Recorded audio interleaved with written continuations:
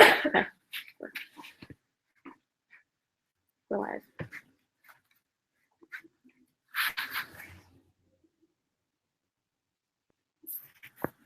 Should we start now? All right. Okay, welcome to SyncDH 2016. This is the transcriptions lab at UC Santa Barbara's 9th annual research slam. And we're putting together a lineup of synchronous and asynchronous, traditional and non-traditional presentations of research across topics in the digital humanities, media arts, information culture, and technology and society. From the description, I want to point out that SyncDH and the Transcriptions Research Slam, which is the 9th, showcases projects in a variety of formats. For us, that also means live video conference and this year pre-recorded addresses. And the aim of SyncDH for the last 2 years has been to sync up local and remote digital humanities research communities. Now, if we think about the way we've moved through that idea of syncing up digital humanities discourse, we've really moved from last year focusing on the synchronous, thinking about ways to bring many live speakers in a simulation of a conference together in one place and time through collapsing distance through technologies such as live video conferencing, for example, Skype and Google Hangouts. This year, we're really thinking about syncing up in terms of managing and taking advantages of the affordances of the asynchronous. What does it mean to have an event, a conference, a coming together, or a conversation that works across distance and over space in ways that don't have to be synced pre-recording? What does it mean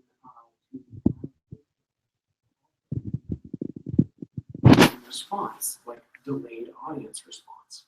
What does it mean to have multiple things happening simultaneously in a way that then get sequentialized and synchronized later? And how can we think of that as coming together into a coherent intellectual event around research in the digital humanities in the way we would think of, for example, an edited volume coming together into a coherent object, even if it is not at all times one document what we edited. So, what does that mean for us? Well, SyncDH and the Transcriptions Research Slam is a kind of a test bed for innovation in different event formats. Like on conferences or bat camps in the digital humanities, we're really interested in the way alternate modes of presenting, circulating, and disseminating knowledge can empower new communities, can empower junior scholars, and can help up-and-coming groups, individuals, and research clusters do different things that gets their information out there and ultimately syncs up the digital humanities. Now, I mentioned that this is the 9th annual Transcriptions Research Slam, which began as a poster session, but has also, over its iterations, hosted many, many experiments, live performances, games, a science fair, and in this iteration is now really, really focused on thinking about how we can mix the poster session format with different unconference and professional conference formats. It's the 9th year of this set of experiments, but it's the 18th year of transcriptions. Next year, we're going to be planning our 20th anniversary, and we'll have some events celebrating both our future directions and the many accomplishments of being one of the longest running digital humanities research centers in the country. I want to point out, finally, before we go into the talks, 2 things that are interesting to me about innovation this year. One is innovation of response. We will have audience participation and respondents, but as we're organized primarily around recording sessions and the synchronization of documenting small talks, poster sessions, and lightning presentations, we're looking at incorporating respondents into this conference more like formal peer review. Every participant in the conference will get a formal respondent who, after the fact, will consider and then create a considered response to their presentation. And we're excited to see where that, as a new standard for event organizing, could take us in terms of benefiting scholars who choose to participate in the event and are rewarded for it by getting a reasoned, thorough critique of the project from someone in the field. Another innovation that I want to point out about this year is an innovation in organization. Last year, our transcriptions research fellow, Ashley Champagne, served as the co-chair of the event and went through the entire process of thinking about how you put an innovative event together. This year, Ashley Champagne served as the organizing chair, with myself supporting her as needed, which was not as much as you would think, as her co-chair. So having a graduate research fellow who's working in an innovative center like transcriptions actually do high-level event planning, where she's thinking about the way an event is going to be put together and how event programming itself could be an intervention in the field, is a very exciting thing that we want other research centers to think about as a model for empowering up-and-coming scholars to actually think about the way discourse in their field works. Not what do we have to say about our field, but also how are we going to say it. Those are my comments and contributions in the welcome to SyncDH 2016. And for the remainder of this brief introductory time before we transition to our first talk of the day, Sites of Power by Ashley Champagne, I want to open up a question to the audience, and this is my final innovation for today. The keynote or the invocation is often about thank yous, and we have ours today. Thank you to the English department, thank you to UC Santa Barbara, thank you to all our participants, and last but certainly not least, to our organizing chair, Ashley Champagne. But if we were to use, in somewhat of an unconference style, the opening invocation as a moment to think about an organizing question of the goal of the event, then my question, and I think opening invocations, having a Q&A is an innovation that I would love to see carried forward into conferences in the future. Then my question to the audience would be, if you could have a formal respondent or a formal response to your work that you're presenting today, what would you want it to be? Who would you want it to be? Who are the kinds of people, or what are the kinds of formats, a written document, a YouTube video, that might constitute an exciting response to what you have to present? Do any of the speakers have a thought or a comment on that today? Who's your dream respondent or or what kind of scholar, or in what kind of fashion would you love to get feedback and critique?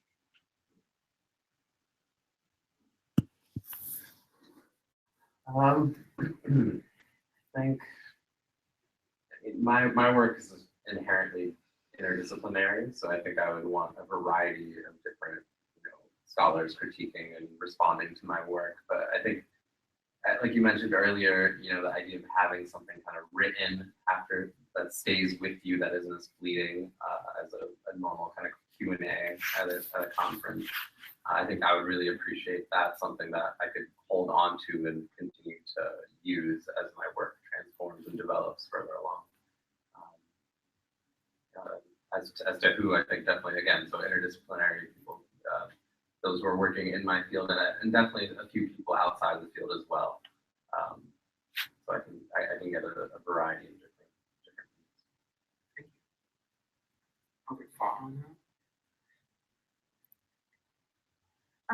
Another aspect of this event that is really great is that we use Twitter a lot, so you get to hear from scholars really everywhere, and since it's live, anyone could be tuning in and also respond to your presentation, which is a pretty neat thing. Mm-hmm. So maybe an aggregation of the tweets that were directed specifically as a kind of a keepsake or sort of a checklist for when doing revisions or thinking about review. Yeah, absolutely. So a conference might even curate a messy Twitter stream and actually make sure that the sub-channel of tweets directed towards a particular talk or session were delivered to the participant. Yeah. And more to the point, it brings up the issue of the mode of response, because usually with the Q&A, you do your paper, someone, you do your paper, someone, the floor is open up for questions, someone asks a question, it's very much a back and forth like that. But with the Twitter stream, you get that constant stream of comments as you're giving your paper, as your argument is unfolding. So you get a sense of how people are responding to your thoughts and responding to the structure of your argument as it's going along, which may be valuable to you in a different way as a writer, as someone who's writing certain forms of academic prose. So it's useful to think about not just what responses we're getting or who's responding, but what types of responses, and even the temporality of the response. And it's very much close to my heart, simply because with the type of paper I'm doing, with the type of work I'm examining, it's very much multimodal in terms of text, dance, use of the app, et cetera, et cetera. So I'm thinking about different modes situated around certain platforms already. Mm-hmm. So extending that to the response will be something that's very valuable, especially in our field of work. Mm-hmm. So to follow that, just one final thought before we make the transition. I'm noticing in thinking about moving from the idea of the interdisciplinary scholar creating some sort of formal review document to something like the public Twitter stream, and thinking about public Twitter stream as one instance of many forms of platforms, mediated platforms of communication. Those platforms of communication, such as Twitter, we often talk about in the social media era as being public. So I wonder, in the case of a formal critical review, whereas open peer review and private peer review, we have very different forms in scholarship. When you receive peer review for, say, a book or for, say, a journal article, often that document is private. It's for the editors or parts of it for your eyes. Do you imagine the ideal format of a sustained intellectual review coming out of a conference being public or private? If it's public, it has certain benefit, as in senior scholar published a one-page statement about my work. But if it's private, there may be other advantages. Particular sense of this, or we don't need to foreclose these possibilities? Well, let's leave that hanging in the air. Let's just say that this is a possibility space for innovation, and that in looking at all the models available already for the way we do public commentary on each other's work and also private review, there may be ways for innovative conferences to produce forms of engagement for their participants that have more lasting value and create more impact on both the scholar and the people. And with that thought, welcome again to the 9th Annual Transcriptions Research Slam SyncDH, and welcome our first presenter, Ashley Champagne.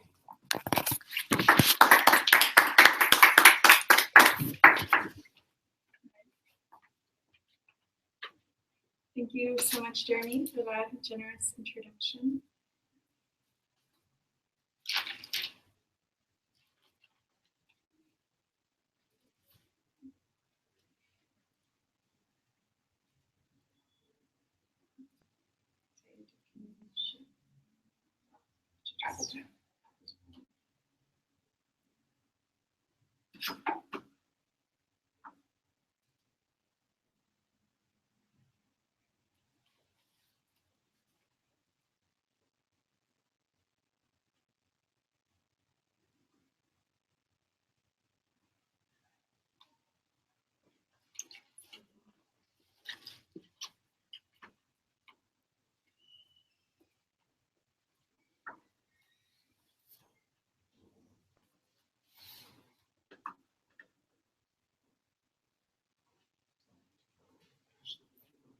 Yeah. You just move people Oh, yeah. It's just move people there. Perfect.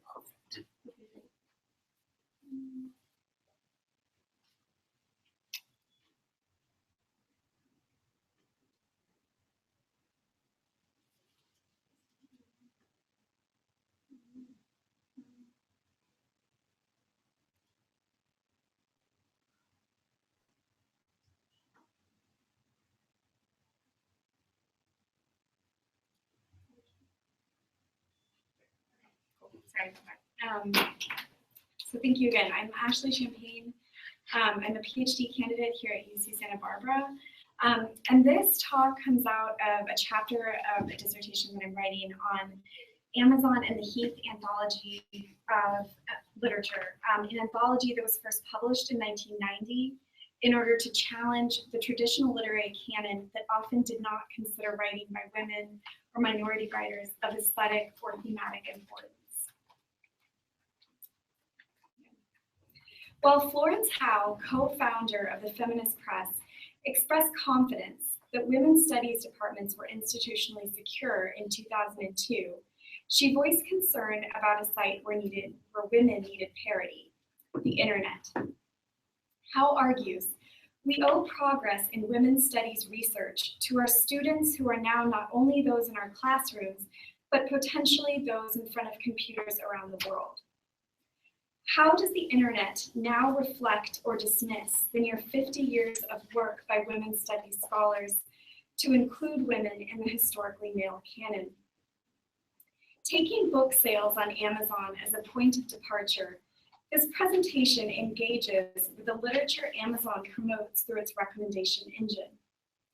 I compare a sample of book recommendations on Amazon with those of the Heath anthology. Amazon's algorithms often recommend literature by people of similar racial, ethnic, and gendered backgrounds to the author of the original search. My argument is that Amazon's book recommendations often repartition women and minorities apart from historically canonical male authors, and thereby threaten to hide the important influence of women's and civil rights movements in literary study. So this slide first just shows the customers who also bought site of Amazon, which is where I'm doing my search.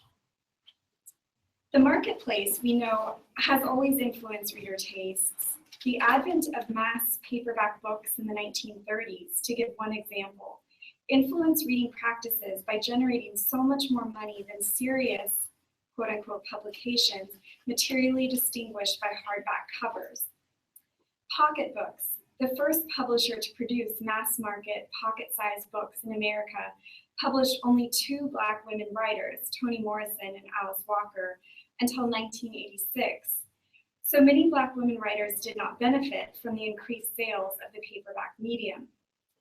When the Heath anthology concertedly included women and minority writers into literary collections, it was in part possible because the marketplace was excited for such a change alongside the civil rights and feminism movements. How does our current marketplace, exemplified by book sales on Amazon, influence readerly taste and ultimately literary value?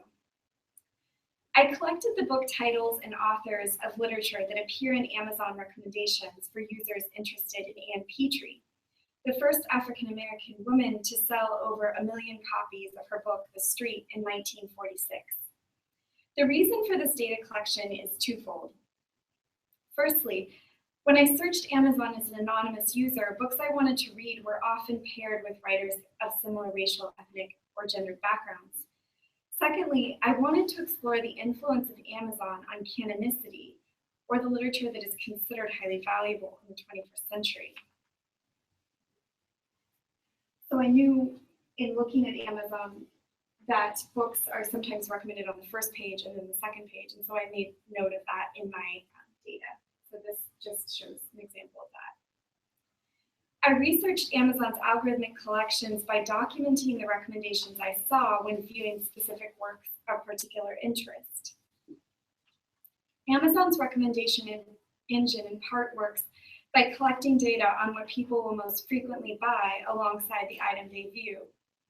As a result, the recommendation engine reflects the purchasing habits of a large portion of the United States population, and in doing so, illuminates a racial, ethnic, and gender divide in contemporary reading practices. While Ann Petrie was successful in marketing her first novel, The Street, to a broad audience, a feat at any time, let alone for an African-American woman writer in the 1940s, Petrie is today largely paired with African-American writers rather than a more diverse literary canon on Amazon. Out of the 40 most frequently appearing recommendations associated with Petrie's The Street, nearly 2/3 are books by African-American writers. In this visualization, African-American writers are noted through transparent purple blocks. Only a few recommendations are by white writers. Implicitly, Amazon's algorithms position Petrie as an African-American writer apart from a broader American literary canon. By making public how users traditionally purchase Petrie's work alongside other African-American writers, Amazon reinforces a vision of Petrie's writing as fitting within an African-American literary canon. While oftentimes Amazon will pair literary works with others published at the same time, writers of color most often group by race or ethnicity. Literature associated with Petrie's The Street, for example, span over a century of largely African-American works, beginning with Frederick Douglass's narrative in 1845 and spanning to contemporary literature that tackle African-American history, such as Valerie Martin's Property. When African-American literature emerged as an important field of scholarly study in the 1970s, alongside the energy of the civil rights movement, the literature was promoted within a partitioned category of African-American literature, so as to emphasize its entrance and existence within the field of literary studies. Since the 1970s, course syllabi, anthologies, and publications have gradually integrated literature that falls within the categorization of African-American literature into broader historical or thematic areas of study. Many considered the scholars in favor of opening the canon as the winners, quote unquote, of the canon wars, because anthologies and course syllabi gradually increased not only the number of women and minority writers, but also the way they were presented and promoted. Amazon's limited presentation of Petrie, however, is not an exception in how the site presents female writers or writers of color. She's emblematic of how Amazon's algorithms often categorize literature according to gender, race, and ethnicity. Of the top 20 recommendations that appear for John Okada's No No Boy, the first Japanese-American novel, to provide another example, 15 are by Asian American writers. Nearly the entirety of recommendations frequently associated with Okada's work are by people of color. Several Native American authors, for example, are linked to Okada's work. While No No Boy was published in 1957, the vast majority of the top 40 respective recommendations, were published after 1985, as this histogram demonstrates. While there are early Asian American writers, of course, such as Susine Farr and Carlos Bolson, the 1960s allowed for a new body of Asian American literature. The passage of the 1965 Immigration and Nationality Act allowed for new generations of immigrants from throughout Asia into the United States. As a result, the vast majority of Asian American writing is relatively contemporary. Amazon's recommendation of Okada reflect this trend. Yet when people of color are represented in works by white authors, such as in James Fenimore Cooper's The Last of the Mohicans, Amazon links these works with highly canonical literature, such as Stephen Crane's The Red Badge of Courage, Harriet Beecher Stowe, Uncle Tom's Cabin, and Nathaniel Hawthorne's The House of Seven Gables. Last of the Mohicans, widely interpreted to present Native Americans as a vanishing population subsumed in order to allow America to fulfill its manifest destiny, is a highly contentious early 19th century novel. Implicitly, Amazon's recommendations associated with Last of the Mohicans suggest the work is central to the broad American literature canon. Yet Amazon's recommendations paired with Okada's No No Boy suggest that he is part of a mostly Asian American literary canon, or US minority literature canon. While literature by women and minority writers has increased since the 1960s and 1970s culture wars, are these works still read as partitioned works rather than alongside other Central American literary works? I want to turn now to looking at the Heath anthology, because the significance of Amazon's algorithms that generate literary pairings is rooted in the history of specialist work to produce a more diverse canon in the 1960s and 90s. In the decades prior to the publication of the Heath anthology in 1990, literary anthologies concertedly began to include women and people of color into anthologies. The later success of the Heath anthology in opening up the canon in 1990 was that it integrated women and minority writers into literary and historical dialogues with established writers, foregrounding differences of opinion rather than cultivating consensus. As the Heath evolved, it gradually integrated women and minority writers into the canon by organizing sections around thematic clusters, such as, in quote, Cold War culture, end quote, that included writers not ordinarily considered important to historical or cultural discussions.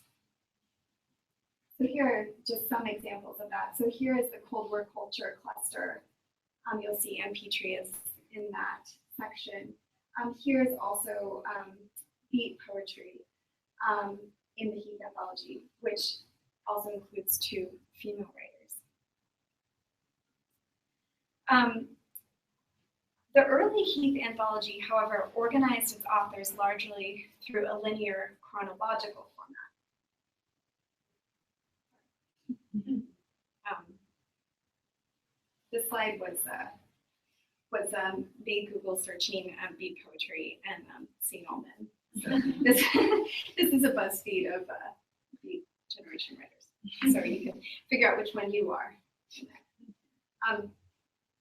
So this is an example of the 1990 debut anthology, which is organized according to a linear chronological format. The effect of this organization is that Native American works, however, are largely separated from later works more central to the conventionally white male pre-1990s canon. The 2006 and later editions of the Heath, however, integrated women and minority writers into thematic clusters that encourage readers to reconsider historical, cultural, and canonical questions through these less recognized writers. The Cold War culture section of the Heath, for example, includes works such as Ann Petrie's short story, The Witness, published in 1918. Petrie's story details an African-American male teacher's witness to the kidnapping and sexual violence towards one of his female students. The story's theme relates to Cold War culture by its representation of American race relations and prejudice towards certain groups of people, whether African-American, female, or communist. The Heath anthology brings its readers' attention to the roots and outgrowth of racism and prejudice in the United States that informs a Cold War culture that thrives on fear of the other. Unquote. To conclude, while the Heath succeeds in cultivating difference, Amazon's book sales, alongside other informational sites such as Reddit, Goodreads, or Google, flourish by encouraging consensus, providing readers with personalized suggestions. Conflict and difference is not often considered important in today's marketplace. This reality is particularly important because the once sacrosanct cultural capital of the literary scholar is no longer the primary credentialing mechanism for regulating and even disciplining how and what one should read. Today, sites like Amazon influence literary value by their stronghold in the marketplace.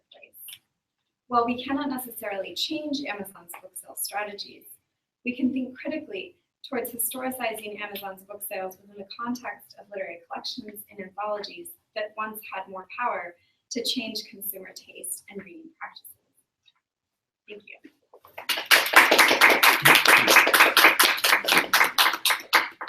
Yeah, we have time for questions. If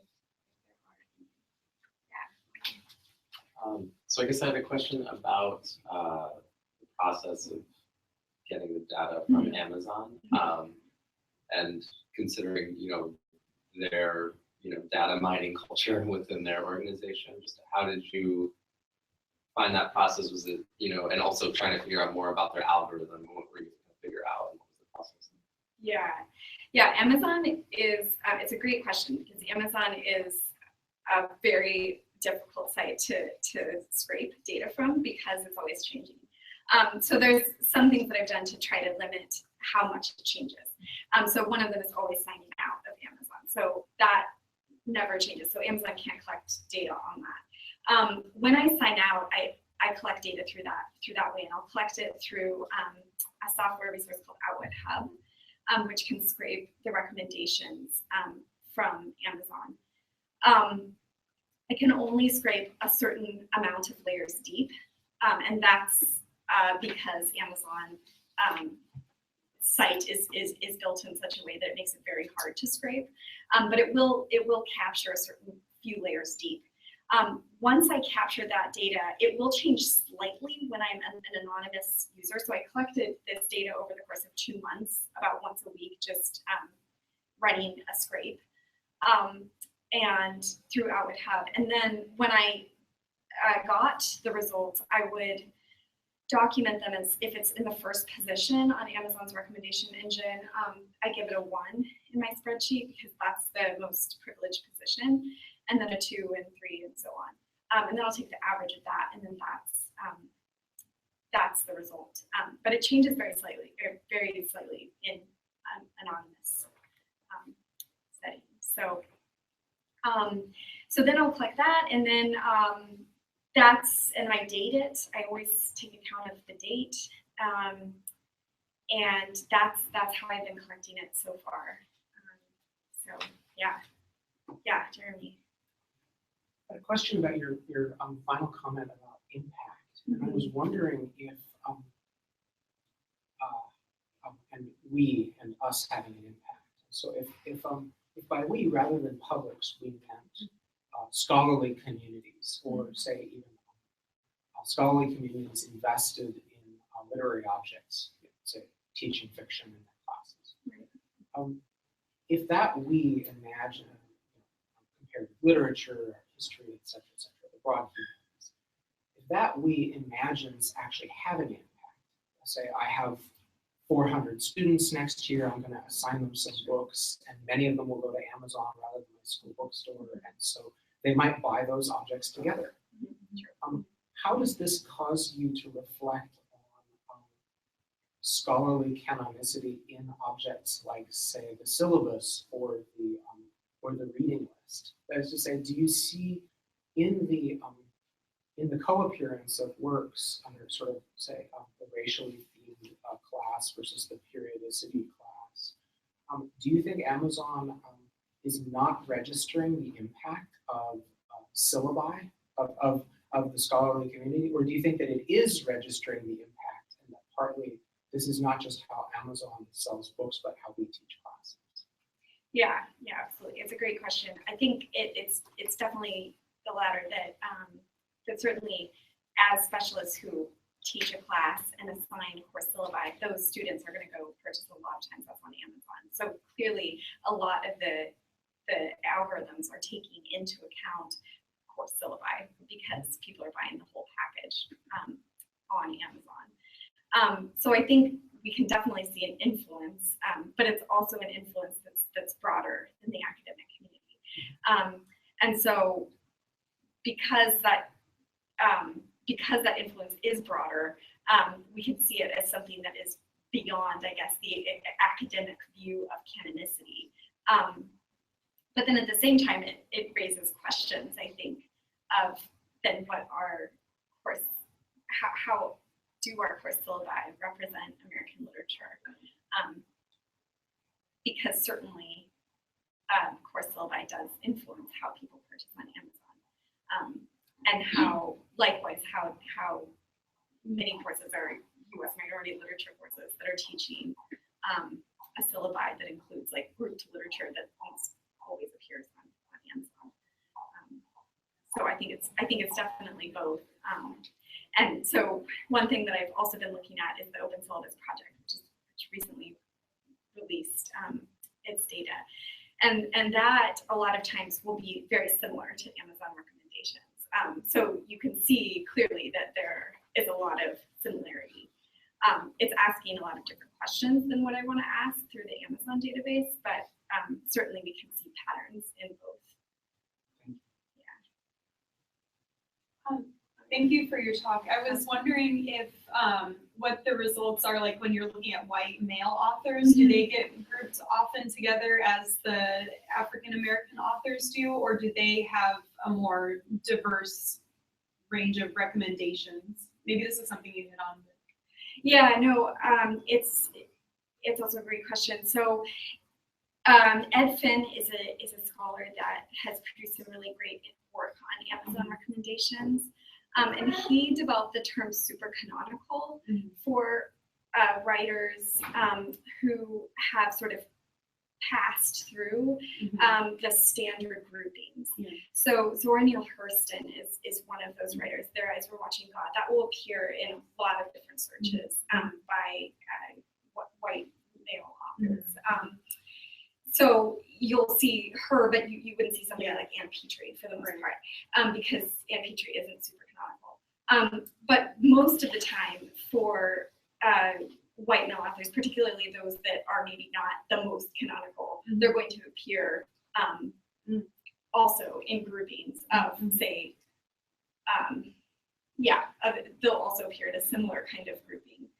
But I guess like the one author I did talk about today is James Fenimore Cooper, who also does appear with other very canonical, and because they're highly canonical, a lot of times historically they are male. So Fenimore Cooper appears with other highly canonical male authors. So I guess the big distinction is not that this always happens, not that you would always type in a woman writer and only see women results, or likewise a minority writer, but that if you type in a writer that hasn't achieved that super canonical status, this is most likely what you'll get. Great.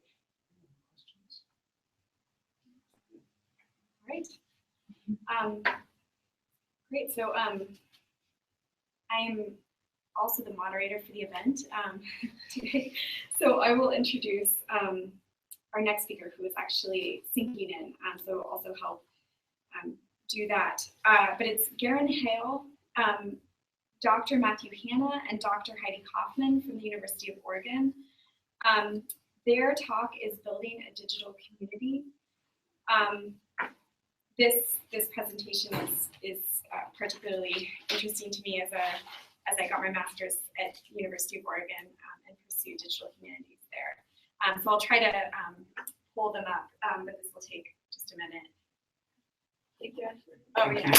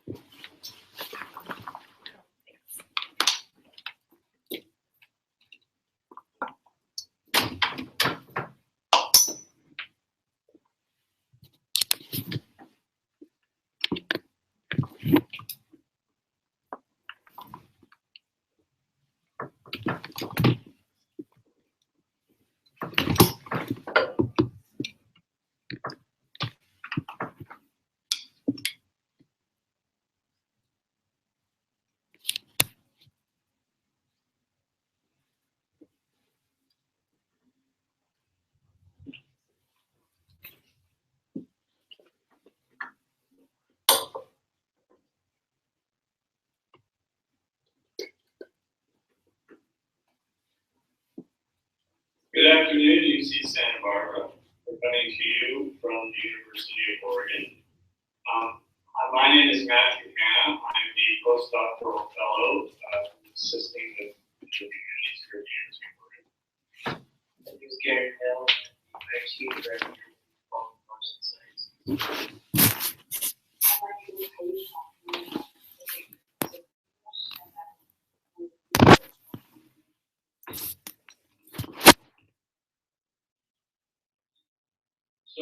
today we're going to talk about what it's like building a digital community at the University of Oregon. To start us off, we thought we'd give a little bit of history into the background and development of digital humanities in a place where digital humanities existed prior. So I think it's important to understand the culture about the all. So we're called Varsity Sciences. We have three major sciences, social sciences. And the IT director was my role, serves all those departments. Part of my job is advocacy for communication.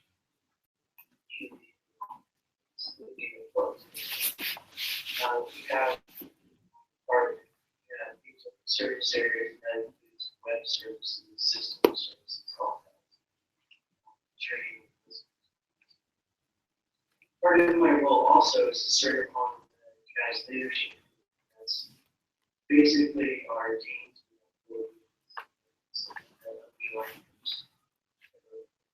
And we agree on outcome.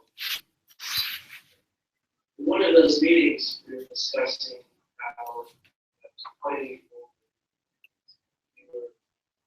fewer undergrads are the majors. Like I said, part of my role is making talents. So I approached the dean and suggested a good idea to look into digital humanities program to increase enrollment in their humanities. She thought it was a great idea.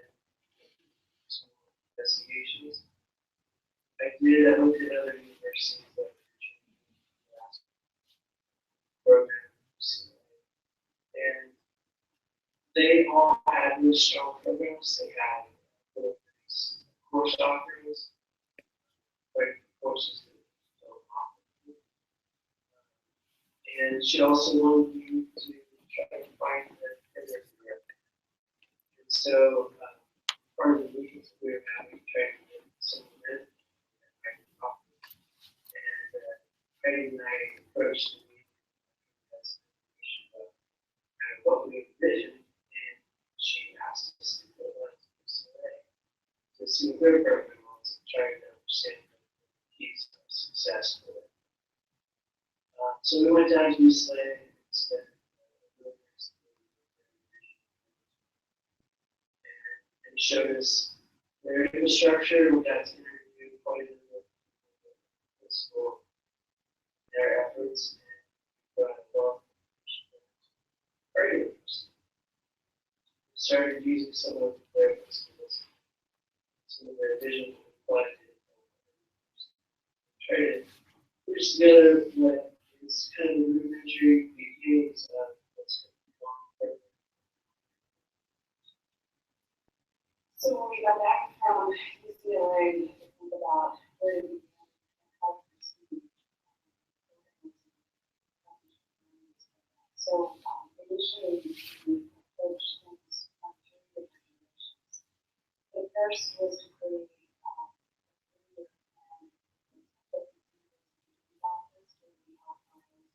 how we could proceed.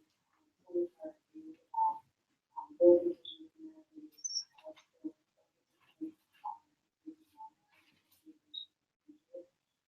and also mechanisms to digital humanities projects.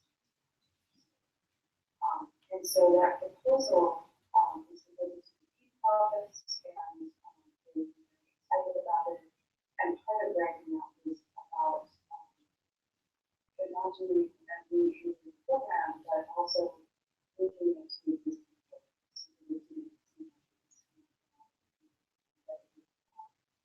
The second area we focused on was developing a workshop series and a speaker series. And the idea there was to give faculty and opportunities to industry students and to, if they had ideas about projects they wanted to build, they can actually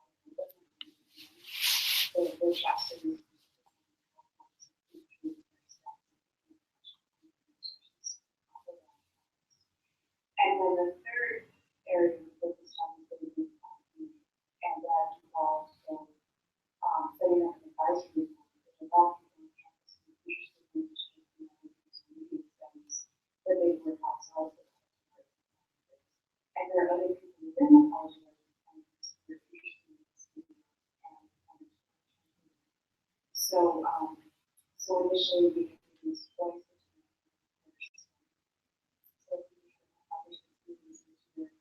And each one addressed the different classes. That was great because the computer able to learn about the states that it had here, that's what the computer campus and also that's kind of where my role comes in. I was really Heidi Kaufman as assistant, and in part because I've been very active in the English department. And so my role was really to assist the director by taking on the tasks that sort of give her some time to write the proposals and meet with the team. So some of the tasks that I completed was I applied for funding so that we could offer refreshments to our workshops and meetings. I also was responsible for maintaining a visible online presence, so I would often write blog posts, weekly blog posts, and I developed a Twitter account for the program, which allowed us to connect with other institutions around the world. And I was responsible for communicating and outreach to the Oregon community. So a central part of building a digital community at a university like this is communication, outreach, and connection to other people working. And it turned out, as we developed the workshop and speaker series, that there are some very exciting digital projects happening at the University of Oregon. We're all very excited about the quality and range of work that people are already doing. And as we program, we're very excited to build on these existing projects. I think the next piece that we should talk about probably is the academic portion of building.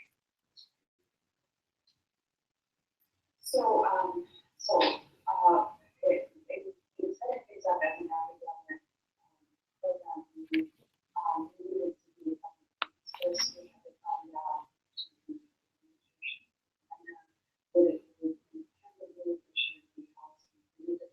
so part of our work with the advisory board was to get feedback on how this is program and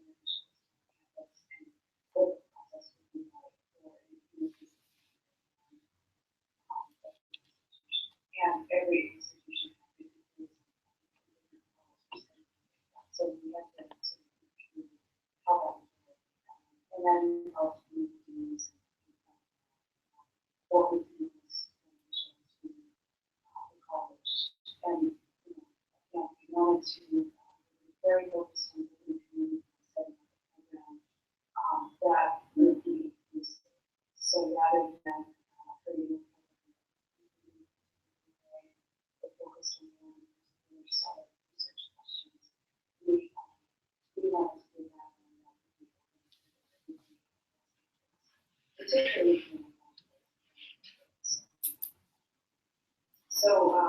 so on the one hand, we said a minor, on the other hand, we need courses. And ended up creating a minor in English and then new courses that would be taught by graduate students and faculty who were not hired specifically to teach digital humanities. So I was searching for the faculty who could contribute course every year. So I designed courses that were specifically not that pass through the process of picking up courses, and at the same time making them broad enough that you can so hopefully and that's actually started this project last summer. I thought we've done everything here, and it takes time. And so we paperwork and proposals and budget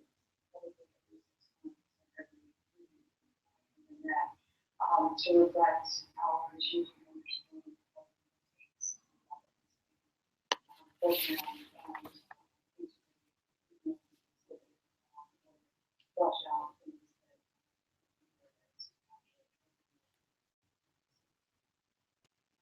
so my portion of the academic side of what we're trying to do is support science and technology support.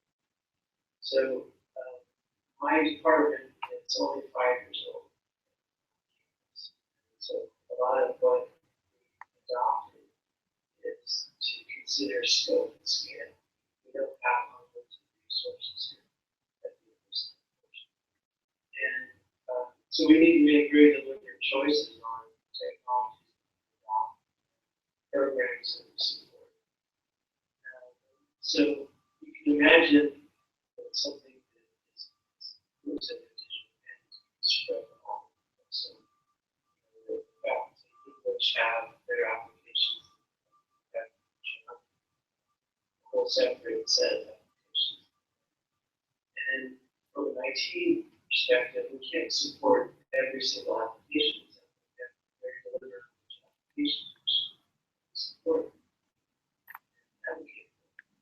So I've been working closely with Fri May trying to build a common set of tools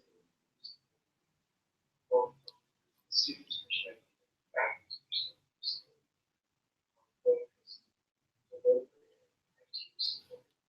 We're still working through that. Every time this great new shiny piece of technology. There's a lot of hidden costs in there that we need to consider too. Teaching faculty, they think that it should be allowed to adopt it. They certainly can. It's just that they have to support those.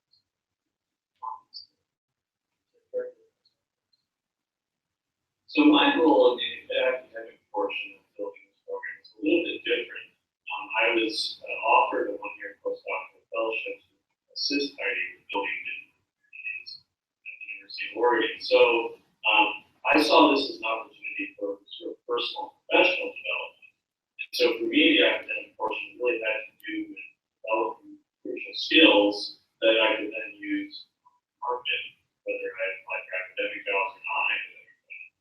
And so I think that there's a really key role here for postdoctoral fellows to develop professional development opportunities through digital humanities. For the most obvious reason, I developed a much wider vocabulary of digital humanities. I have some wonderful opportunities for tools. We just conducted a very successful R workshop on the staff program R, in which I was able to learn the skills and tools, but also in terms of institutional development, in terms of working with people from across campus to sort of set up advisory boards, communicate with people about workshops and working group meetings, and then sort of facilitate a lot of these meetings. And I think that was really a crucial and important experience for me in understanding what was in the building.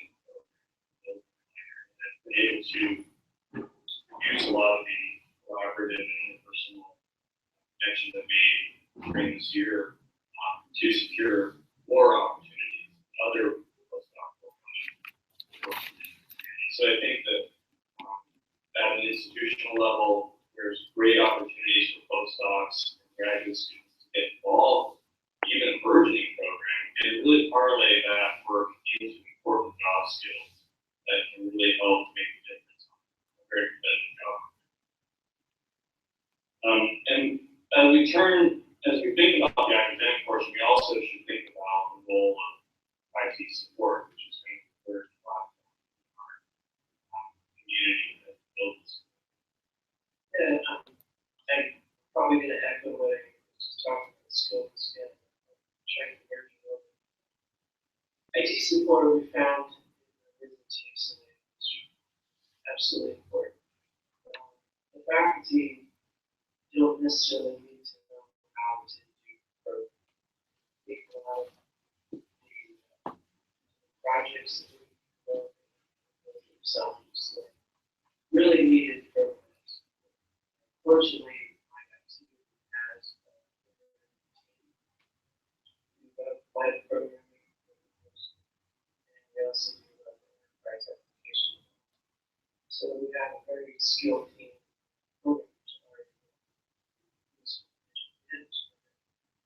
one of the things that we try to advocate for to teams is that we take a portion of our total FTE and set that aside for digital humanities.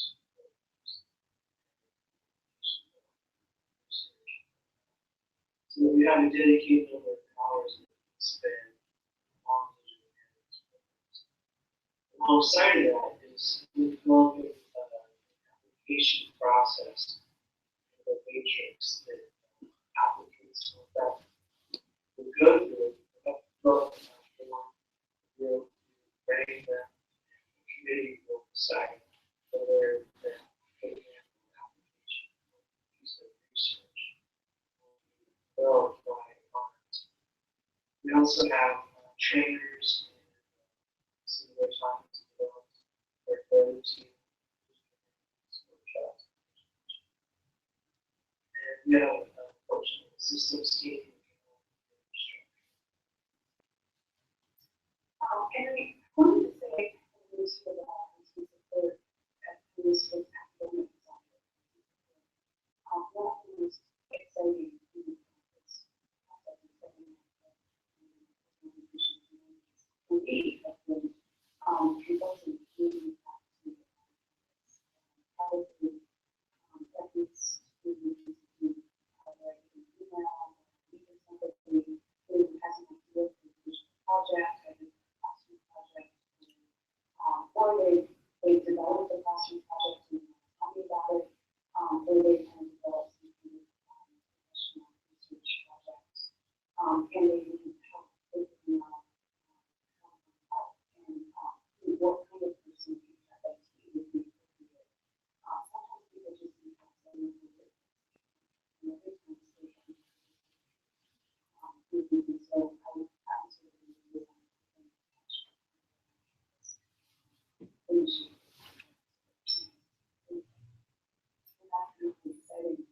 And just today, my colleagues really help them in each grant to develop a project, and she just found that.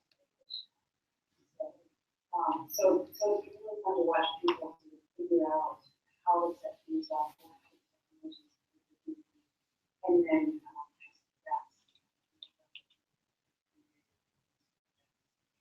The other thing that has been amazing in the workshops is that there's certain thinking this would be to learn new technologies, to ask questions, or to get exposure to projects that they did not know. But I haven't answered because that one of the happy surprises is that we really developed and we need 2 to 3 times each to either discuss people's projects and or to teach people district schools and over time more people use these and sharing their work and proposing other methods of district schools. And so everybody there comes to the table with some knowledge and walks away having learned and helping each other. So giving each other feedback and advice, and really feedback on it.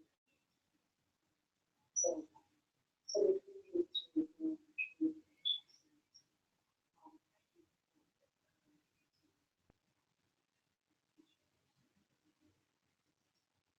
And that's kind of where my role in support is, helping IE think about and design workshops that we think that people benefit from and enjoy learning and use in their own teaching and research. So I think that for me, developing workshops that showcase particular tools begins to build a community of scholars who are thinking and talking about I gave 2 wonderful workshops on Omega, and that really changed the conversation people were having as more scholars started thinking about the possibilities for using Omega both in teaching and scholarship. And I think that designing and teaching these kinds of workshops can help build digital literacy across campus that had maybe not existed in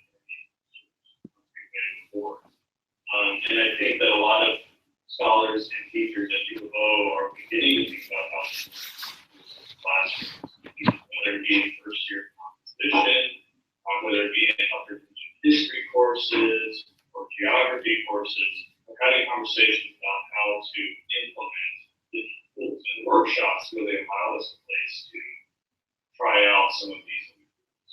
And we really had some great success with that. And I think that workshops are crucial sites for exploring these new ideas. We held 5 workshops, 6 workshops over the course of the year for our first year, which I thought was amazing.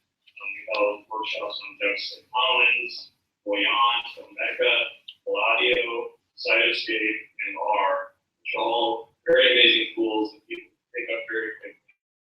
And I think that people have begun to think about now these workshops as a site for experimentation and play and learning. I think that that's a great way to do it. So I put it up our workshops on our website. So part of our workshop series is that we use our website and our blog to promote and advertise these workshops. But also we're beginning to think about now, how can we incorporate digital film of these workshops and put that on your website so that you could either attend the workshop or you could go onto a website and watch a tutorial. So we just filmed our very first tutorial on using our humanities soon. And I think as we go forward, we'd like this to be a regular series where each workshop that we do is also accompanied by a tutorial that goes online. It's good. Like that. It's going to help us scale. We don't have FTE personnel to really have workshops. So we can spread as far as we can. And the person that taking the workshop is graduates, is graduating. And so we don't have their skill, but they have tutorial.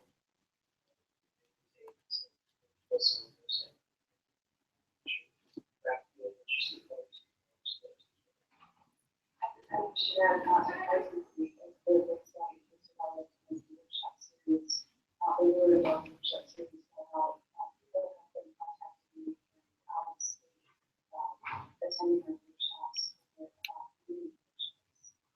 So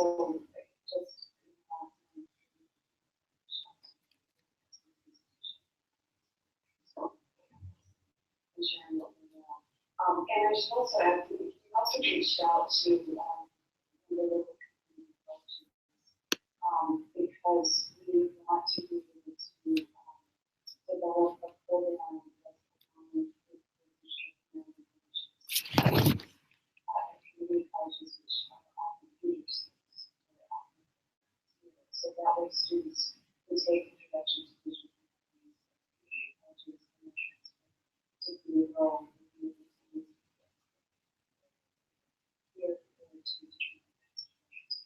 So we're trying to figure out what's going on with the larger community.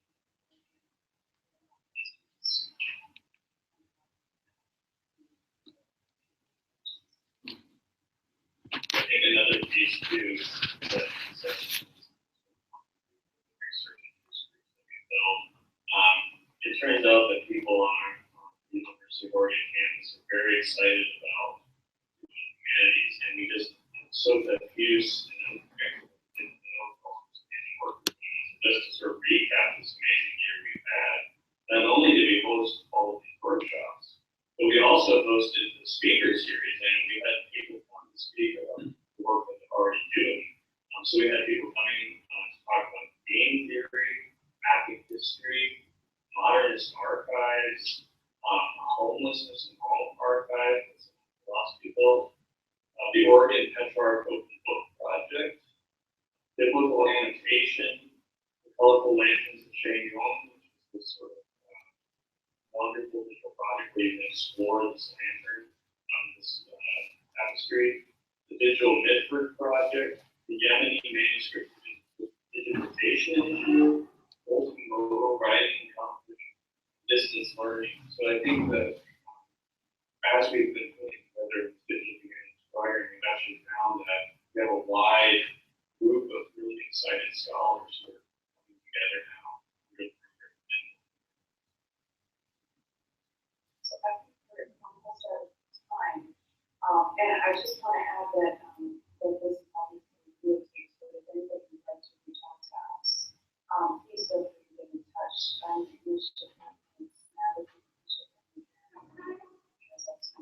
We'd be happy to answer questions. And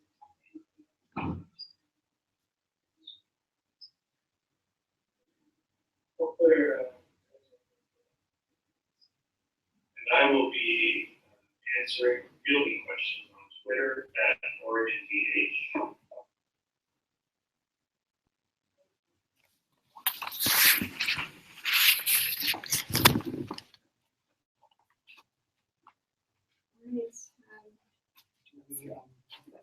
Do we have time for brief discussion before the next session starts? The next session should start now, but Okay. we can. Maybe we should just have one. Yeah. Just one thing while we're doing the transition. Yeah, absolutely. Okay. Is there any question just as we transition to the next speaker?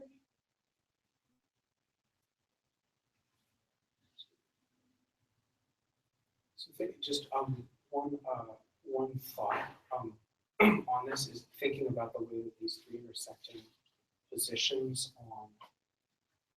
on a digital humanities embedded in an institution. There's the program, program support, instruction, research, and also IT, but very, very important IT component. And it's interesting to think about the way that for some scholars in their own DH careers may consider one or two aspects of that, but not how it might fit into them for all three. I thought the comment on the alt-act possibilities of DH postdoc support was really, really interesting, because you can imagine in a DH career thinking about how am I going to pick my classes, how am I going to found centers, majors or minors, and then also like how am I going to participate in infrastructure. Yeah, absolutely. I think they did a great job of explaining multiple aspects of the DH program at University of Oregon. So it was really exciting that there's a postdoc there. Great. So the next presentation is Ollie Rahman from UC Santa Barbara. His talk is called "Who Are These Muslims? Using Network Visualizations to Map Out Islamic Discourse."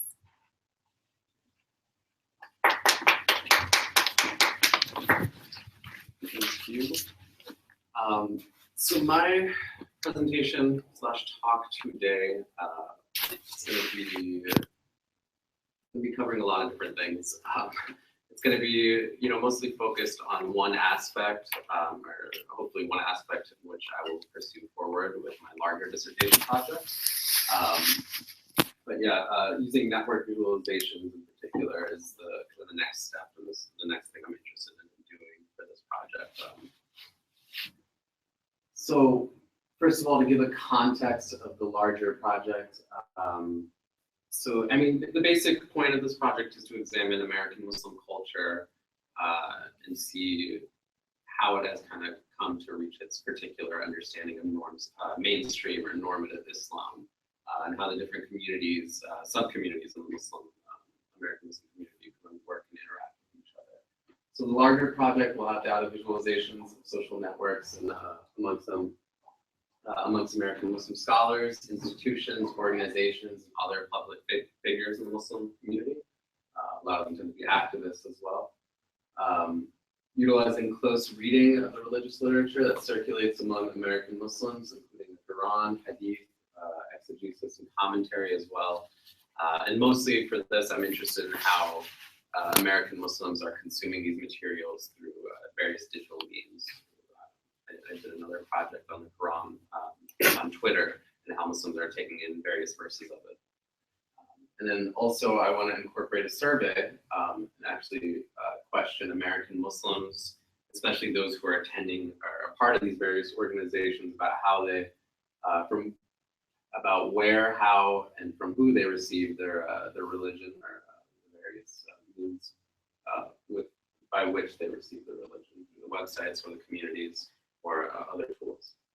And then also approaching those in the positions of power in these organizations, and possibly some of the scholars in the community as well, and seeing how they go about disseminating the religious message to the public, and how they've had to adapt their methods, and how they want to reach younger Muslims and just the broader audience.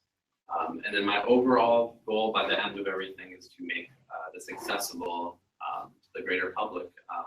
I think this would be a great tool for the Muslim community, for those in Islamic studies who are studying this, and also just anyone with a general interest.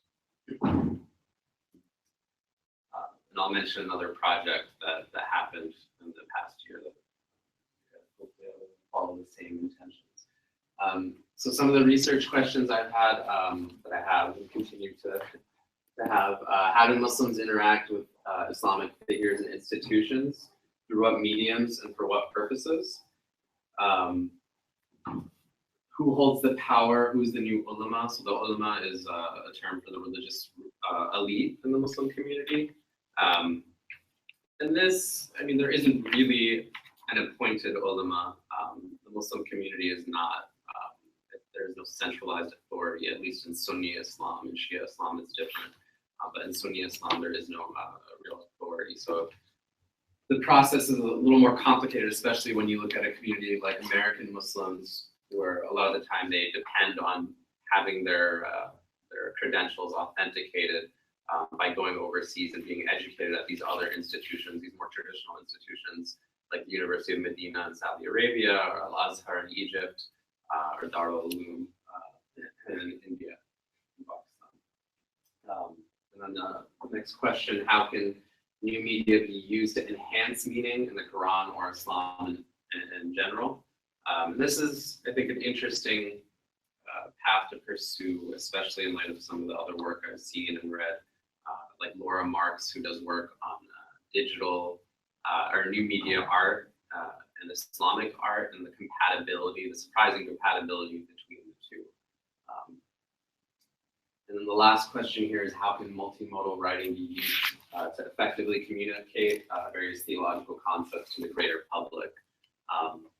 And as I'll show you a little bit, a lot of these organizations and the public figures and scholars are really adept at using different tools, are very savvy, and whether it's on Twitter or whether it's the use of their websites or blogs, have been able to reach a huge audience.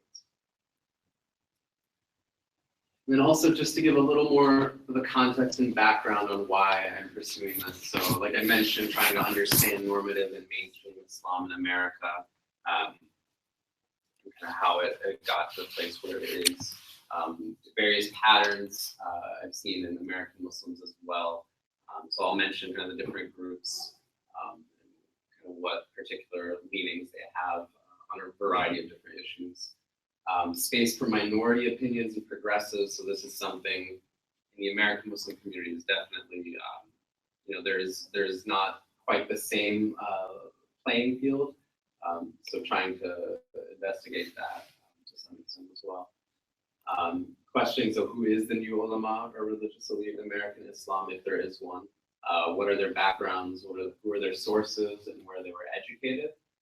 And then finally, and I think this is also important to check myself, not just as someone who's interested in this academically as a scholar or a future scholar, but also as a part of the community, and also perhaps as an activist in some sense, and being able to understand and balance those different identities as I pursue this. So here are just a bunch of the different organizations that I plan to look at. This is kind of growing and evolving as new organizations are formed. So ICNA and ISNA are two larger groups that hold conferences, multiple conferences sometimes a year. Again, they're pretty mainstream. They are really widely popular. They hold it all over North America, mostly the US and Canada. And they have their associated groups like Young Muslims, obviously targeted towards young Muslims, the Muslim American Society, and then MSAs. I'm sure many of you guys are familiar with, just because every college campus usually has a Muslim Student Association. And then some of the other groups, CARE, the Council of American Islamic Relations, which is almost always in the news for whatever reason, whenever Islam often does finds itself in the media. Representatives of CARE are usually there to talk and speak about a variety of issues. And then these two academic institutions, the Al-Maghrib Institute and Zaytuna College. The Al-Maghrib Institute is much larger and holds various conferences and seminars online and in person all across the country, in Canada, and I believe they moved to the UK as well. And they have a few different figures behind them, and pretty much everyone there is associated with the University of Medina, which is has a certain meaning in their interpretation. And then Zaytuna College, which is the first accredited Muslim college in America. It's up in Berkeley, next to the theological seminary there. And that was started by a few prominent Muslim scholars like Hamza Yusuf and Zaid Shakir. And then the last thing there is Muslim Matters, which is a website which is very, very popular and associated with Al-Maghrib pretty closely. So here are a bunch of the different scholars and figures that I will be looking at as well. This list is kind of evolving too as my research continues. Kind of in the top left-hand corner are some of the more somewhat conservative, but still more mainstream. On the very top, we have three men who are some of the more orthodox, farther right, and they're all involved in Al-Maghrib, or on the top right is the Baina Institute. This is Mohammed Sharif on the very top, who started the Al-Maghrib Institute, and next to him on the left is Yasser Qadi, who's kind of the main figure for Al-Maghrib and for Muslim Matters as well. He publishes a lot of material. Is very, very active on social media. And then below we have some people from Zaytuna, Hamza Yusuf, Zaid Shakir, as I mentioned, for Muslims for Progressive Values, which is another organization, but much, much, much, much smaller.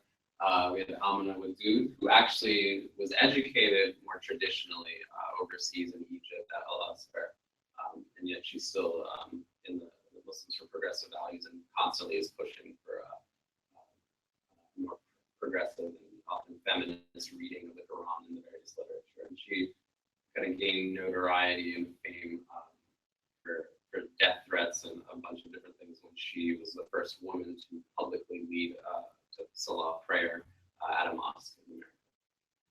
Then I have a bunch of different activists, and then some university-affiliated academics, which some of them might be familiar. Sherman Jackson from USC, Sayyid Hussein Nasser from George Washington, and Khalid Al-Fadl from UCLA. We're all fairly active as well in the community. So here's a very simple kind of diagram of all these different organizations and people, just to kind of show you who's linked to what. I also tried to put in where they were educated. Kind of on the top, the people, the labels in blue are those that are more orthodox, as I mentioned, definitely more conservative. The warmer colors over here, the orange, the red, and the yellow on the left side, those are, again, more mainstream, not quite as orthodox or conservative, have shown kind of potential for being a little more inclusive of a number of different opinions.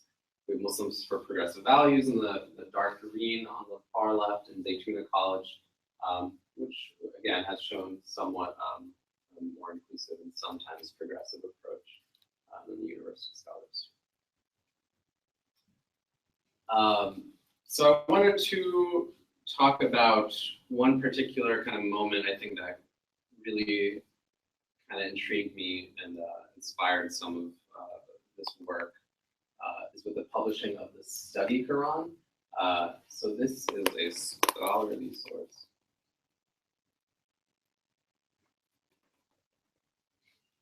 So this is the study Quran is a Quran that was published just last year, I believe in November of 2015. and it's a compilation of basically all the opinions that they could, these scholars could find, headed by Sayed Hussein Nasser from George Washington, and a bunch of other people as well, some of those figures. And it's basically a compilation of different types of exegesis interpretations, bringing minority and progressive opinions kind of to an equal setting in a way. And it's been praised by a lot, but it's also been really contentious in some communities as well. So this is actually a review of the study Quran on one of the websites, the Orthodox one I mentioned, Muslim Matters, in which they're fairly critical. They still acknowledge a lot of the good that this work has done, but they're also pretty critical on a number of points. Most of the points have to do with perennialist interpretations of religion or pluralistic interpretations, in which they find those to be very dangerous and really remark on them. And you can also see in the comment section much farther down, but it's you can see some pretty strong reactions to this. So it was definitely a controversial publication moment in the American Muslim community.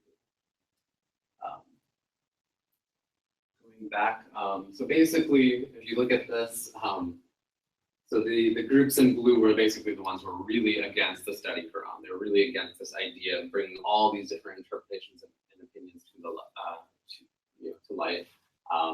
They have a more, their approach is a little more, pre-cooking the material before they give it to the American Muslim. So it's definitely, giving Muslims, talking about consensus. Consensus is definitely a highly contentious term in Islam, because they talk about, things have to have the consensus of the scholars. Well, and there's obviously various degrees in which people can contend that idea from who's in consensus. So basically, they're the ones who are most prominently against it. Also, the Muslim American Society and Sohaib Web. Definitely, there's some conflicted feelings amongst the mainstream groups down here as well, like humanities. The ones who have embraced it more, the Muslims for Progressive Values, the university scholars definitely, and then Zaytuna, most of the figures behind them. And this kind of, it points to another rift amongst these scholars in terms of, there are Muslim scholars and then there are Islamic studies scholars. There are those who are traditionally at, universities in America or Western universities who are in departments and have these jobs. And they oftentimes come into conflict with the Muslim scholars who are more kind of in the community and serving the community in various ways. So I wanted to talk about some of the data I've been mining and scraping. So I've been using Crimson Hexagon, and again I'm kind of at the beginning stages of this, but using Crimson Hexagon. Looking at how people are interacting with all those figures I mentioned. So it's kind of using, seeing who's retweeting stuff, seeing who's tweeting at these people. And also you can use Facebook and YouTube as well, but mostly the Twitter data is the easiest to get. So I trained the tweets in a bunch of categories because, as you can imagine, I got a lot of different types of tweets. So I trained it in order to separate the stuff that's irrelevant, which isn't showing up here. The light blue is the anti-Muslim rhetoric that shows up. As you can see, there's quite a bit of it. And it's definitely concentrated over here. So this is a 6-month span from December to pretty much now to yesterday, May 26th. So the light blue is definitely more concentrated over here. That's when the San Bernardino shootings happened. You can expect that. The purple are political messages that are more positive. There's a lot of over here where it kind of gets a little thicker. There's a lot of the activists that were on that list kind of got really involved in the Bernie Sanders campaign. So and then the yellow, which is much smaller, is more just talking about religion and life and religious life, the life of Muslims. So I focused it on those tweets. And these tweets are those religious life related tweets. And you can kind of see a lot of them are talking about, just kind of day-to-day things, marriage, just kind of how you live your life, dealing with anger, a lot of different things like that, tips to change your life. A lot of the different figures like Sahib Webb and Yasser Qadhi, again, some of the more conservative or orthodox figures are the most popular in this regard because they are constantly producing work and sending it out. This is a little word cluster of the same stuff, the same tweets. Just kind of showing the interaction and how people are tweeting which they're using. And then this is kind of something I like to mess around with, just to show the outside, the messy, noisy part on the outside are the dates of the tweets. So it kind of gets blurred together, but you can see the most popular people are Yasser Qadhi and Sahib Webb in terms of those that are particularly about religion, living your life in an Islamic way. So there's a few other things that I definitely need to keep in mind as I close my talk. And hopefully I can get some insight as well through this, through the Q&A and afterwards on Twitter. But ethical concerns about, for the scholars and public figures, kind of placing myself in the middle of that dynamic, that rift I mentioned between those who are kind of Islamic studies scholars and those who are Muslim scholars or within the Muslim community, trying to place myself in that and navigate that rift that does exist. Establishing trust with institutions and scholars is definitely going to be an important thing. For American Muslims and the general public, when viewing tweets and looking at Twitter data, this stuff is public, but how, kind of understanding the boundaries of that when you're using it in these visualizations, when you're using personal Twitter accounts or, the words that some people are saying, trying to navigate the issues that can come up. Also, making sure I understand what impact this can have on the actual people within the community. And then finally, the methods, beyond what are the most comprehensive ways of mining data, besides, more easily attainable social media data, but perhaps also, going, looking at other sources as well, going to some of the events and seeing how they present their materials to their audience. So yeah, that's all. Thank you very much. If there's any questions, I think we have some time. I found this to be very compelling, very interesting. Very interesting project. I'd like to see what happens, what you do with it once you start progressing through your work and take this to a more complete form. But I want to ask a question about something you mentioned early on in the presentation about the presence of close reading in this project, and just looking over the techniques you're using, the network visualizations, the use of crimson hexagon and the like. In the most literary way, this doesn't necessarily seem like a quote unquote close reading project. So I just want to ask, how is that term working in this project? How are you conceiving of close reading in light of the techniques that you're using? And more importantly, why close reading rather than something like, Moretti's distant reading as a concept? I think that's a good question. I think the reason why I'm trying to incorporate this into my project is I think there needs to be a balance. I think looking closely at how Muslims are receiving the religious material. So like I mentioned the Quran on Twitter, seeing like kind of what, a previous project I also started, looking at what verses of the Quran kind of make it, what are the ones that are most circulated, widely circulated, from what context are they being taken out of context? I think these are things that are important to keep tabs on. And beyond that, just I need to, I think, make sure I understand what people are, there are just so many different ways that people, get their religion on a day-to-day life. A lot of that does, mean, reading these kind of articles, these kind of religious, like, fatwas or rulings, or, even if they're kind of unofficial to some extent. So I kind of need to understand exactly where people, the actual Muslim communities come from, what they are experiencing to really understand the larger picture of how they are kind of coming to their interpretation of normative Islam. And then I keep pushing it really, really broad, I guess, but also I think pretty much literature from the Muslim world. You know, it almost always involves some kind of spiritual, you know, element that's closely linked to Islam. Poetry from, you know, the Arab world or South Asia or Persia is almost always inherently, you know, has like a certain undercurrent of religiosity or at least mysticism or spirituality. So I think these things are important to take into consideration because, again, these are all different ways in which people get their religion, get their American Muslims will be doing Islam.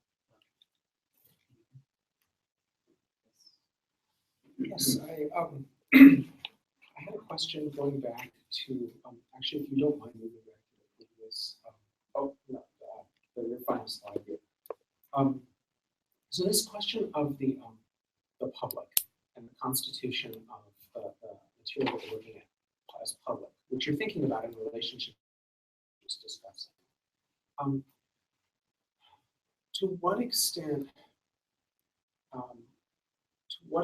do you think of this as like a set of cultural anthropology questions about people with attitudes, or to what extent do you think of this as a project about certain kinds of public texts? That is, given that there are almost certainly attitudes about religion that people would not share on Twitter, or would only discuss in private forums or in person-to-person communication, one of the key many of the methodologies of the social sciences would attempt to mitigate the problem of that gap between the document and different techniques, personal interviews, things like that, to kind of arrive at something like the attitudes of the individual. But it seems like in some ways you are also interested in studying discourses as such. You're like, how does the public discourse work? Who participates in it? Who creates it? And how does it get mediated? So how do you think impersonally, in terms of what you're doing, about how to manage the gap, how to discount it, or how to constitute what you're studying in terms of this public textuality or this discourse, as opposed to studying the attitudes of individuals or groups?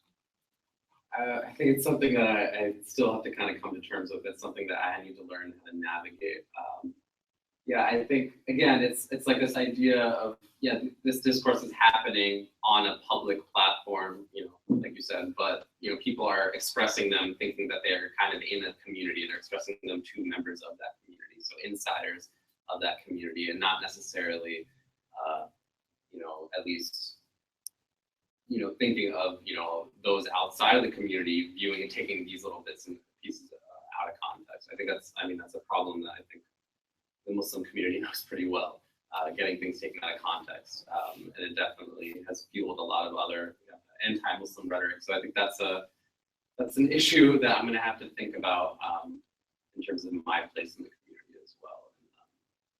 And, I don't know, it's something that I continue to try to grapple with. I have a methodology question for you. I was just wondering how you set up your Twitter experiments, particularly to account for discourse that seems a little muddier and not specifically, like, for example, satire that people often use in Twitter messages that might come up in, I would imagine, in data as seeming anti-Muslim or how do you account for that kind of muddier discourse? Yeah, I think I've been using Crimson Hexagon, like I mentioned, and their ability to train tweets has, you know, proven pretty reliable so far. It's definitely something that does come up. I think the more you kind of have to learn how to use these tools the right way. Like when you're training, you don't just keep like throwing certain kinds of tweets in a certain category, but you have to throw a wide variety that could, you know, be irrelevant, or it could be anti-Muslim. Right? The sarcasm definitely does come into play. And I did see that when I was originally kind of like sorting them, and so I tried to account for that as best as possible. There is no, I think that's why, you know, this last kind of concern, you know, wondering about what is the most comprehensive way of getting the right kind of data, like what kind of data I need. So I'm still kind of figuring that out. So far, thankfully, I haven't run into too many problems with criminal hexagon, but yeah, it's something that I have to constantly kind of be aware of. Like you said, it's not a lot of information that I'm not really looking for can definitely get scraped into that whole set. A bunch of us here need to go over and train ourselves on crimson hexagon. It's not something you can use, standalone, because it's an enterprise scale platform. It costs like $2,000 per month for something. Yeah, so it's a very useful tool, but a lot of it definitely has its limitations. Like you can't. There are certain limits to how much you can export from it at a time, especially with these trained categories. They limit the amount of tweets that you can export, so that's definitely an issue. Because I have much smaller data sets and have to rely on their algorithm in terms of like not messing with the ratio of the various categories. I was really interested in how you talked about young Muslims like interacting with, I guess, a lot of old ideas. And do you think it makes more progressive readings available, or kind of just reiterates a lot of old thoughts in terms of like readings? Well, I think the progressive ideas just aren't as widely available. I think that study Quran that I mentioned is kind of like the first time I really saw it available in such a way, like an accessible way too. You really need to seek out the minority opinion, or you need to be privileged enough to be in an academic setting like this. You need to be at a university discussing this with Islamic studies professors. For the average Muslim, it's just so difficult to access those minority opinions. A lot of the push has been to have more feminist readings of the Quran, like Amna Wudu that I mentioned from the Muslims for Progressive Values. And the argument there is that women haven't been a part of the discourse, haven't been a part of the exegesis and commentary on the Quran for so long, and yet she's saying that women have an inherent hermeneutical understanding that's different than the men who've been doing this. And so her work has been amazing, but unfortunately, it's just not as accessible. So I really appreciate the study Quran for what it's doing, but then I'm seeing kind of the strong reaction from some elements of the community who are fearful of it. It's kind of blatant how they are kind of fearful, and like sometimes it gets pushed beyond that. So I think hopefully this project again is to increase that kind of transparency, or accessibility, I think is a better word, and make it more available.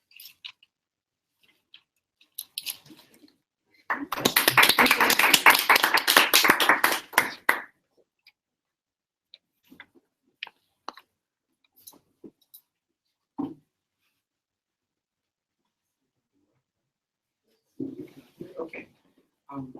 Thank you so much. So we have one small schedule change. We're going to be moving Alana Bardolini's segment, which is next in the program, to a later asynchronous section. We may actually be folding the recording in after the main conference program, which is just one of the many ways that this async format allows us to accommodate late buses, long security lines in airports, and other exigencies of research lives and travel. Before we go on to the next final talk of this segment and then take a break, and next up we'll be having Jamal Russell on the poetics of the virtual fragment.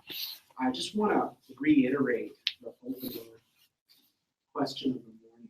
If we imagine this asynchronous experiment in tying together a conference conversation out of the recorded, the virtual, and telepresent, the distant, and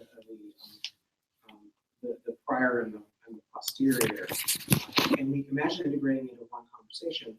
One way is through rethinking the idea of the respondent. Every person is not only having a Q&A respondent for discussion, but some sort of response generated to their recorded presentation by scholars in the field, a statement, a critique, an evaluation, publicly or privately. So if we think back over what we've seen in applications and state of power.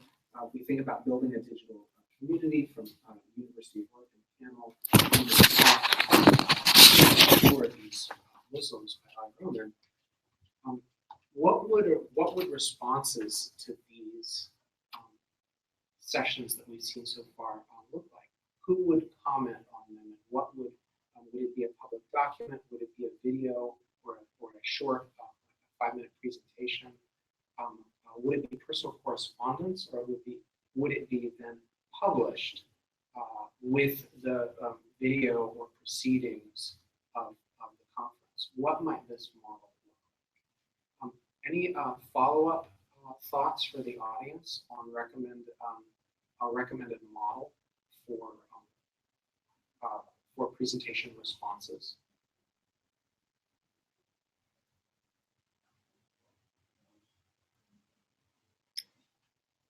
My initial thought is that there's some kind of experimentation that improvises on what we're increasingly seeing in the humanities community conferences, which is something that builds off of or is in both synchronous and asynchronous interaction with the Twitter stream.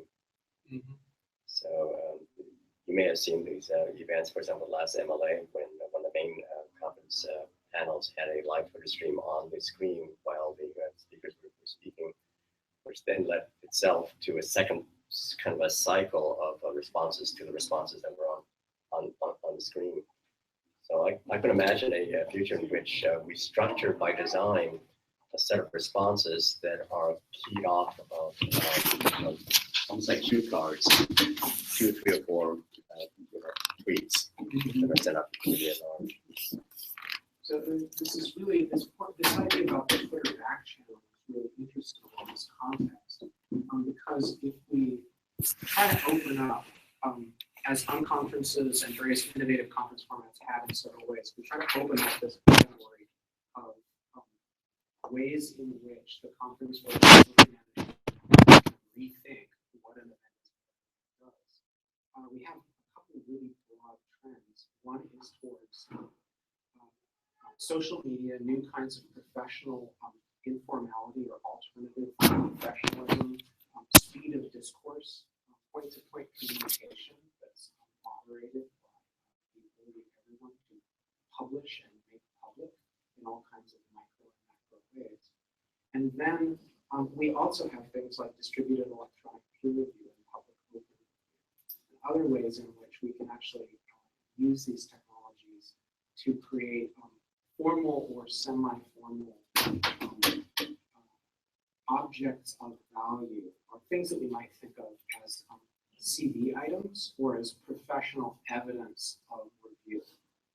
I'm interested in some ways in thinking not about just how we can chase the tail of the unconference, but also encouraging us as we think about what lessons may come out of this latest iteration of experimenting event. Think about the ways in which we could, say, charge a conference organizer to find a respondent for every single event of a conference after the fact, which produces both formal critique that's useful at a professional level in the way that a journal does during the journal's article peer review, and or produces public evidence of reception and impact. As I say, a scholar or a figure of in the field responds to you in the way that, as I mentioned previously, the new media reader integrates responses into its articles and footnotes its publications. So when we think about what it is that a conference, unconference, or alternate format can do, let's think as we go through the talks today, not just what do we have to say to what we've just heard, what do the people here have to say, but who should say something back to this that will become a document or an object of utility to both the speaker and to the community? And how would a community or a conversation then request, solicit, or charge people to say, comment on this? And would that be a tweet, or would it be something more substantive? We're gonna bracket this aside, and As we continue to think through format, we're going to move back to the program. Move on to our next speaker, Jamal Russell, on the poetics of the.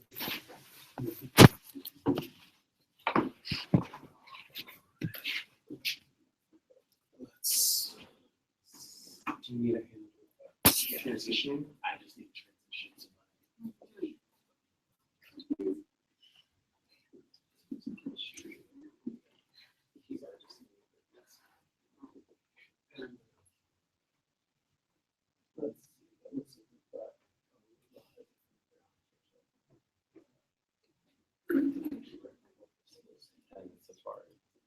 Oh, we've got 3 different browsers, not yet.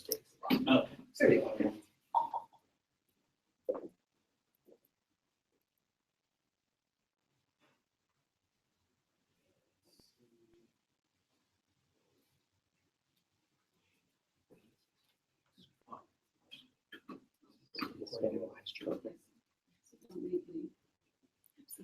Oh, no. Well, you're off camera.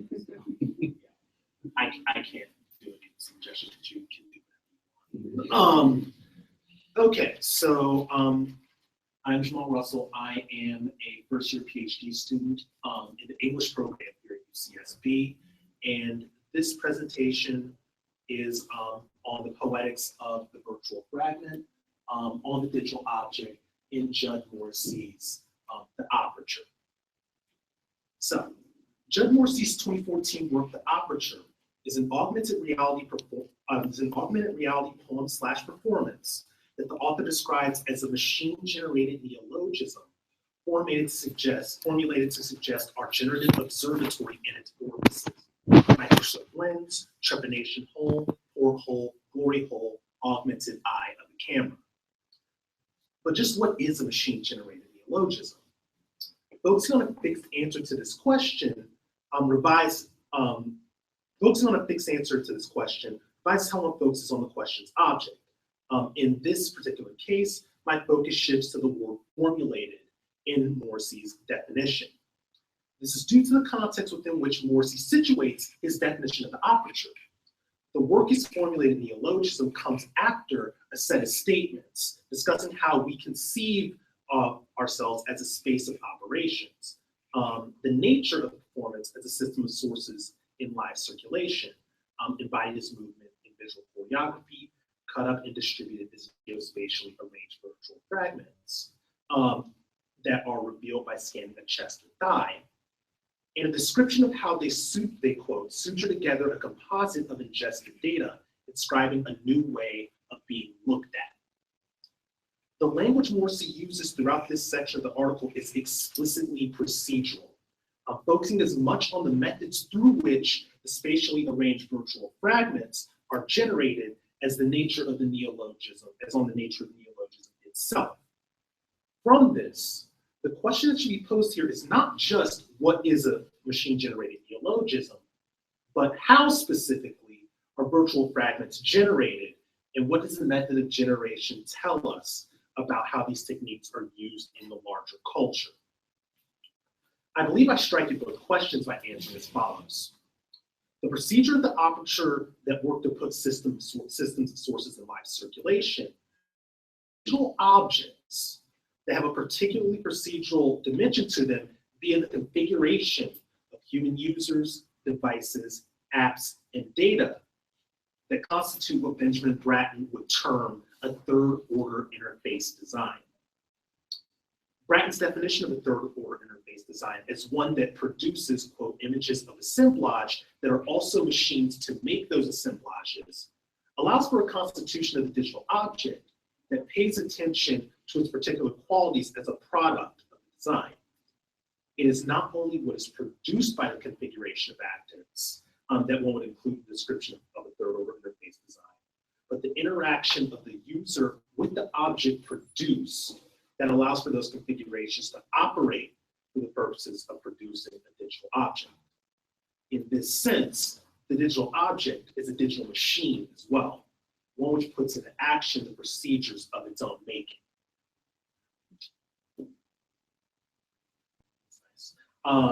And by the way, this image in particular is taken from the anatomic anatomical theaters of mixed realities Twitter.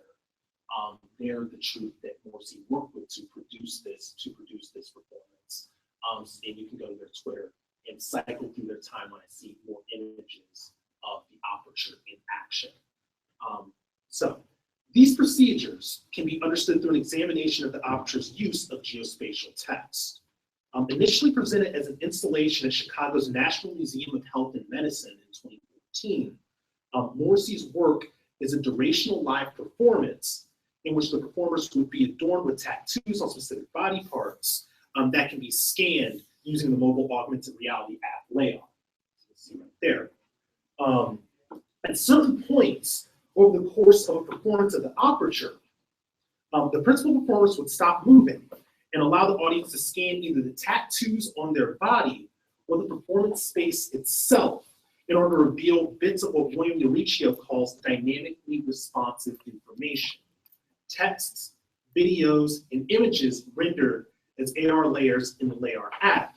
They're specifically mapped onto the bodies of performers or the space of performance through which, through the use of geotagging processes and scannable temporary tattoos. For the former, Morrissey created a program that parsed out fragments from both the poem he wrote for the work, as well as the stud file of poet, novelist, and tattooist Samuel Stewart, and distributed them throughout the performance space by mapping them onto random nearby global positioning system coordinates. This was facilitated by the way in which Layar's digital company's tracking system, working in concert with the program Morrissey wrote for creating fragments of geospatial text, used geoposition data, a compass, and a smartphone or tablet's accelerometer to, quote, overlay dynamically responsive information onto the screen of the handheld using the Layar app. The resulting text, revealed when the user scans the performance space, consists of single-line fragments of Morrissey's poem and Stewart's stud file spread throughout the environment. This text thus becomes a central element in an entanglement, in Morrissey's words, of physical space, virtual space, and the body that provided a metaphor for visions of human omniscience empowered by tools and technologies. This entanglement takes on different dimensions when one focuses on the content layers created for use with the tattoos of the performers. And this is actually taken from a booklet produced of the aperture where they had pictures of the performers' tattoos and the like that could be scanned using the Layar app on your cell phone or on your tablet. I wish I had the booklet with me. I don't. It's at my apartment. When the user scans a flower tattoo on a performer's neck, for instance, they are greeted with a single line from Morrissey's poem, or the title, as you can see in this slide right here.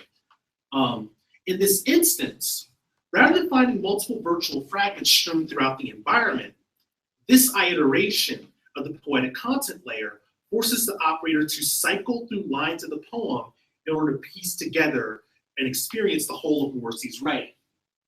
This is done by hitting a refresh icon below the line, which proceeds to replace it with another randomly selected line of Morrissey's poem. In changing the form of the poem so that it appears differently in the tattoo content layer, Morrissey forces a different engagement with the virtual fragment on the part of the user. Rather than merely looking at and moving through a space populated with the lines of the poem, one must use the Layar interface and the specific relationship between user, device, and virtual fragment it inaugurates to manipulate the fragments of the poem directly. Such manipulations reveal how mobile AR is made possible by a convergence of several enabling technologies that works with an agglomeration of human users, devices, text, and data to make new relationships appear and produce new objects and spaces for action and speculation. Based on how the Layar app is used to generate the virtual fragments of text in the aperture, one could define the app, as Svetlana Matvienko does, in two ways. She first defines apps as small programs, pieces of software designed to apply the power of a computing system for a particular purpose. She then adds to this when she terms the app an assemblage that also enters other technical assemblages via the way in which it requires certain operating system specifications in order to function properly. When one considers how the operator generates its text as virtual fragments and presents them to the reader as a component of the presentation capabilities of the LayR app, both of Matt Bianco's definitions of the app are significant for articulating the workings of this process. The LayR app applies the computational abilities of the device and renders the content layers to present the text of Morrissey's poem as virtual fragments to the user. Furthermore, noting that the app is not only itself an assemblage, but is an element of interoperating technical assemblages is significant when considering not only how the fragments are produced, but how both the text of Morrissey's poem, the text of Stuart Stud file, and the app itself generate new digital objects as a result of how all three work within the context of an operating system that quote, mediates between hardware and apps by means of a set of system interfaces. Such operations are made possible by the fact that Morrissey's work is the product of a third-order interface design. Contrast it with a first-order interface design, as Bratton defines them, which constitutes the design of, I quote, the design of chains of interfacial effect in physical and virtual relay networks. And second-order interface design, which describes the diagrammatic summation and articulation of interfacial chains so that their form might be grasped by a user. In simple form, this is information visualization. Third-order interface design is unique in that it not only produces visual presentations of the interoperations of these various actors within a specific interfacial network, but produces images rendered to the user that, quote, no longer simply represent other things in the world, but become themselves tactile technologies that, when activated, cause a real event to occur correspondent with the semantic content of that sign/image. Thus, Matt Bianco's apps, and I would add the fragments of Morrissey's poem, must be seen as a particular type of digital object that is not only rendered to the user as a result of a singular human-to-machine or machine-to-human process of working with text or data, but a loop of procedures that are presented to the user as a result of the interoperations of various operating systems, users, data, apps, and devices that make the rendering of a digital object to the user possible. What is presented to someone who watches a performance of the operature and uses their device to scan into the space the performance of the tattoos worn by the performers is not only a digital object that is, as philosopher Yaqui states, a data object formalized by metadata and metadata schemes, but also a digital machine enacting algorithmic operations that allows the technological assemblage of operating system, device, user data, and app to generate and render new digital objects/machines to the user in the form of virtualized fragments of text. This operation is a function of what Huey terms the associated milieu of the digital object. Huey borrows this term from the work of Gilbert Simondon and describes the technical and material conditions that allows a digital object/machine to independently stand on its own within the constraints that are already set into its overdetermination. In other words, it is the convergence of materials, data, and user that allow the digital object/machine to remain as and function as such within the bounds of its functions. This concept of the associated milieu describes how a fragment of Morrissey's poem, when rendered as an element of a content layer, can remain a digital object/machine of the type determined by the processes of the operature no matter what part of the space the device is scanning, or what tattoo is being scanned by the user. Even if the text changes from a procedure designed to fail to synthetic enhancements worn for being observed, the general form of the object/machine remains the same on the whole. We further fleshes out this concept within the context of the digital object in particular, by noting that it is possible for digital objects to develop an associated milieu of its own. This occurs via the synthesis of data that generates the digital object, the workings of the built-in constraints of the object which provides it the ability to regulate its identity within its associated milieu, and the way in which the object is configured as a logical entity and expresses a logical infrastructure as a constituent of the digital milieu. Hui's concept of the associated milieu allows us to connect the operator's generation of digital objects to both Matt Bianco's definition of the app as an assemblage within a greater technical assemblage, as well as Bratton's concept of the third order interface design that allows for the digital object to be constituted as a digital machine that generates digital objects/machines. Through these concepts, one conceives of the operator's space of operations within the context of what its operations produces, and the virtual fragments that Morrissey describes in his essay on the performance feeds/poem as more than mere static objects produced by the LAR app and the ability of the user to point at a space or tattoo.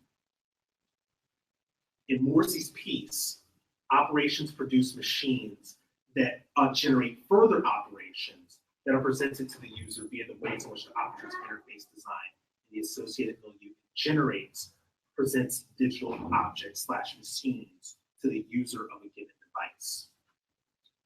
To conclude, I would like to bring attention to what these processes could possibly teach its users about the workings of interface design, the associated milieu, and the constitution of the digital object/machine in the world at large. In that particular concept, I believe that it would be prudent to attend to the relationship between the processes of the operator, and specifically how the constitution of its virtual fragments as specific digital objects/machines are particularly attuned to the location of the user and what that user scans using the LAR app. And the process of cloud computing, and specifically a data virtualization, that makes the work that Morrissey is doing with the operator possible. One can begin from Bratton's definition of the app as, quote, a thin membrane on top of a vast machine, but one that nevertheless allows its user to pilot and be piloted by that machine with the slightest gesture.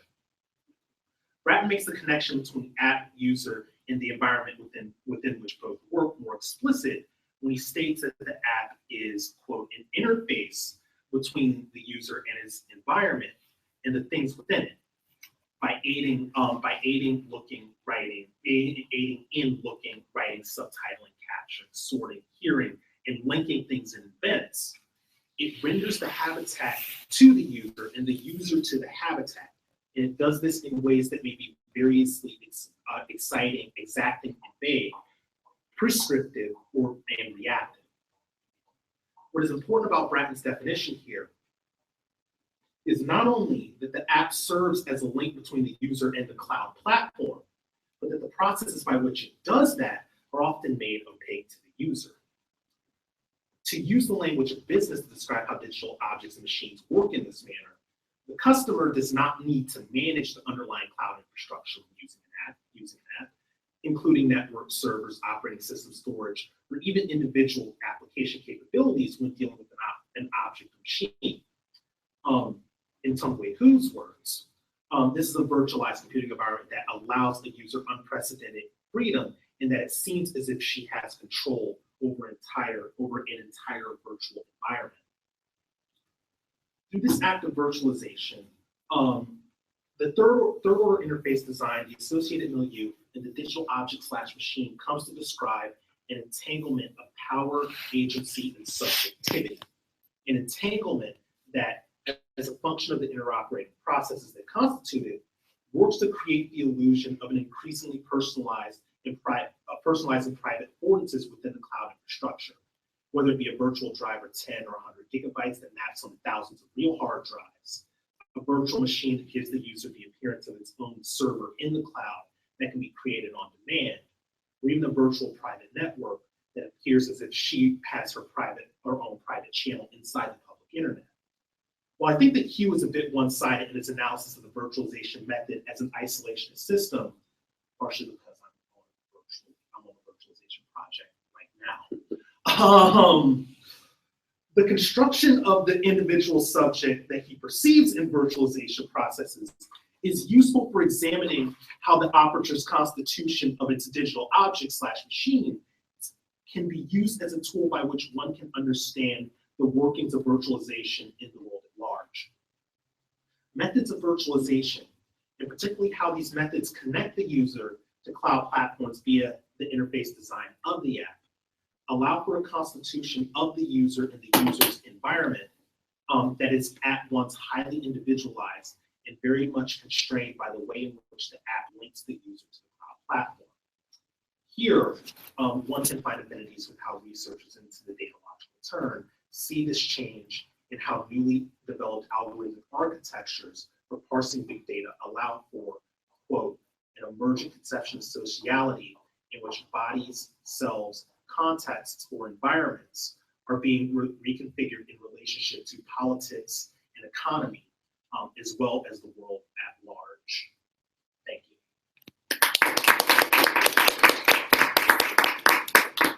All right, so I guess we have time for questions. So. Yeah, I have a question. So at first I wanted to ask about time, and I still want to ask about time somehow because I think duration is really intriguing here. But the more I tried to think myself into what seeing this piece being performed was like, the more interesting the sort of sense of what might be on standby or what gets enacted, what's proximate, what's at a distance seems to be really underscored here, these kinds of tensions of cloud computing's ubiquity, and yet it's sort of, again, the singularity, as you point out, or the ability to sort of enact a immediate process in and of itself and only by itself. Right. Which is, of course, then pushed through into a massive data stream. So I just want to know this, I think, to sort of get myself into that space. And the more I thought about this, the kind of fuzzier it seemed to be, right? That this performance, the aperture is a kind of fuzzy network. Yeah. But I don't know if that's right. Is an assemblage a network? And I think here sort of Adrian McKenzie's radical empiricism saying wirelessness. Yeah. That it seems like this performance piece is really kind of problematizing the network metaphor and also the work that you're doing on digital machine objects. So sort of just very simply, does that work still? Is this a network, or does the assemblage have some sort of features that disengage itself from that kind of discourse? That is a very good question, and one that I'm actually working through myself right now, because it's tough to think about it in a network in the sense of a wireless network, or in the sense that McKenzie talks about wirelessness, where even if you're modifying it, you're still connected in a certain, and you're still connected or engaging with those wireless networks in a certain way. This is a bit different, and I think you're hitting on the difference when you talk about a bit of a disconnect when you're dealing with the procedures by which the app produces something like this, and yet the fact that it still seems a little different. I'm not sure how to answer that question, and I think I'll really be onto something when I figure out how to answer that question, because the importance of the layer app, you have to be online, number one, to generate these visualizations. When my Wi-Fi goes out on my phone, even when I'm sitting with that booklet in my apartment on my coffee table, as you can see, and I'm scanning it, nothing happens. I just get, I don't get anything. So in that sense, it's a part of a network, but it's different, and there's something isolating about how it how it generates a space of interaction. So the basic answer is I'm dealing with it. So, Rita, go ahead. Thanks, Jamal. It's fun to see you perform this. So it seems to me that there are at least 3 layers that you're dealing with that appropriately move into greater abstraction as you proceed along. So you've got the layer that you might call the physical, where you have the body of the performer and the tattoos and the mobile devices. Right. And then the layer of the interface, and here you're dealing with Benjamin Bratton and thinking about machine architecture and so forth. Then you have French continental philosophy, and Simondon and Yokoy's reading of the same. So the object moves toward a kind of abstraction from the mobile device into theory or philosophy. So, and I take you to be saying that what Aperture does in that moment of the scan of the tattoo is essentially virtualize its existence elsewhere. Right?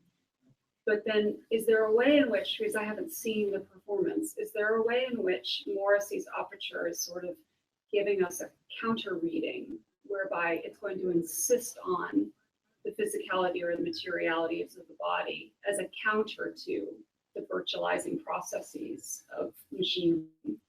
In other words, is there a way in which this piece itself is pushing back against virtualization itself? Like, what happens in the physical space with these bodies? Is there a way do you have to encounter them?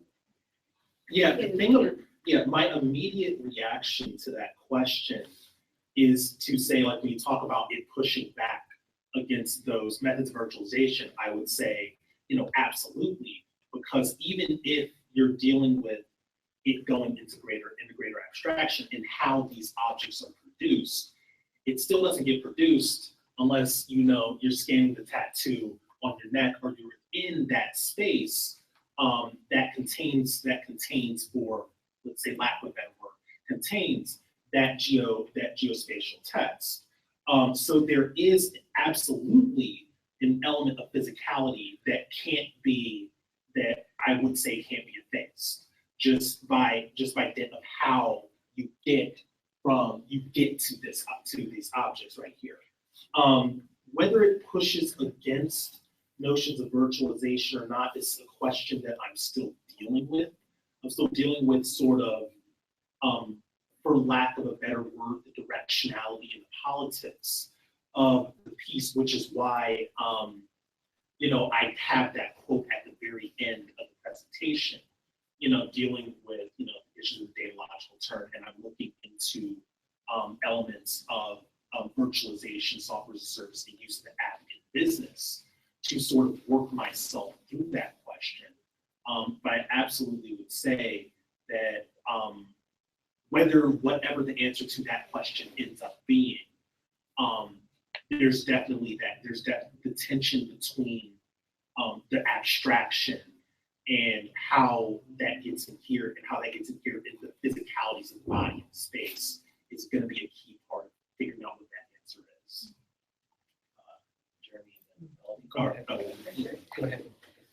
So, in gazing at your image for quite a while now here, I was curious about the relationship between the particular image you chose and the moment of the scan, specifically because the finger looks like it's almost taking the pulse of the neck right here. I'm not sure how intentional that was, but that's where it is. And so, I guess it sort of relates to this question a little bit in terms of the abstraction versus body sort of question.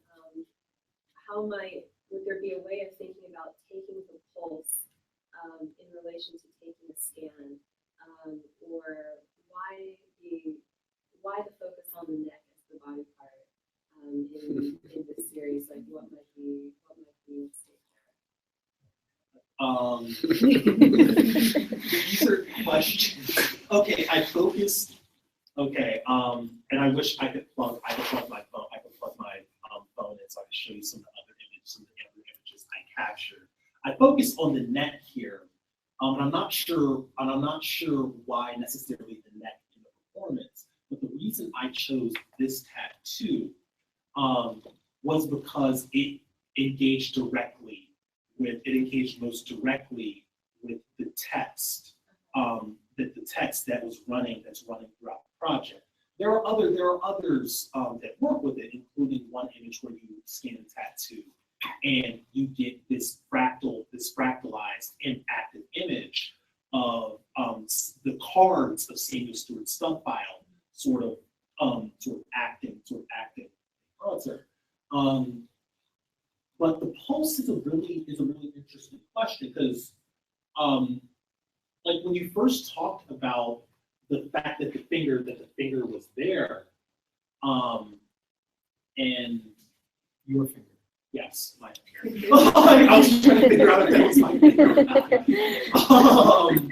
Like my finger, I believe it's my finger. I was gonna say, well, it interferes with the scan.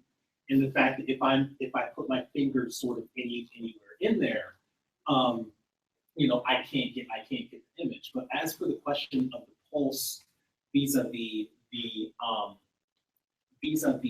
the scan, I don't know. It might go back to that question that Tyler raised, or that issue that Tyler raised of temporality, of the temporality instantaneity of both of those processes. I guess you can't even call a pulse a process. It happens. Maybe you can. But that's something definitely to think about, especially when you're talking about, and Bratton makes this point when he's talking about cloud operations, the instantaneous computing of data that works out. So there might be something to think about there. So I'm not sure if you maybe mentioned this at the beginning of the presentation, but it looks like that's a silver orchid, right? So named after something that covers your foot. No, I didn't mention it. I didn't know that. Yeah. I didn't know that. So yeah. So synthesizing a little bit, I wanted to ask you about ephemerality and traces, because I think that's one way of getting at this question of contiguous and discontiguous networks or non-networks, and also thinking a little bit about some of these issues of the finger, and also the questions that Rita raised about positionality. So there's a long discourse in electronic literary studies and digital media about the ephemerality of things like this. Morrissey's chosen a for-profit, corporate, closed source platform that's provided cloud as a service and is primarily targeting advertisers. We can assume that in a radical way, this is a very, very brittle work when not considered as a happening, right? It's phones will no longer be able to run the app, or if they can, the cloud service that backs it, which is encrypted and closed source, will no longer be available. And so the assemblage that you're talking about will sort of fall apart. Right. On the other hand, you have taken a screenshot. You've taken a photo from your phone, which is a screenshot from the app of yourself operating the app, which then composites in a JPEG file that is embedded in a PowerPoint presentation and then ends up in like a PDF. You've produced this radical contingent flattening of all of those things, and just like a finger caught in an an Amazon or a Google Books or an archive.org book digitizing project, you're also materially and physically embedded in your active documentation.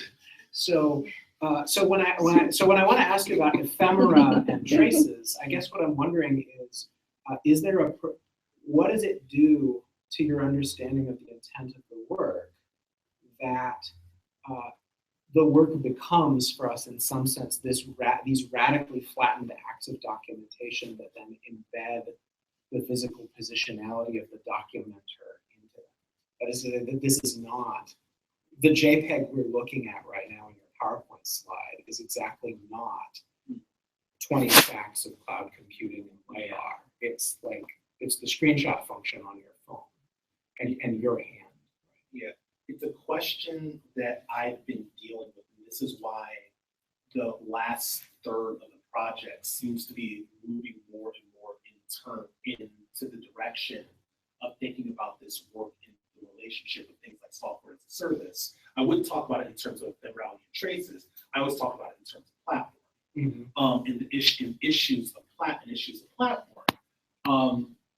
So that's definitely a concern of mine, like a central concern, thinking about the workings of these in terms of not just platforms, but radically contingent platforms that, like Flash, may not work.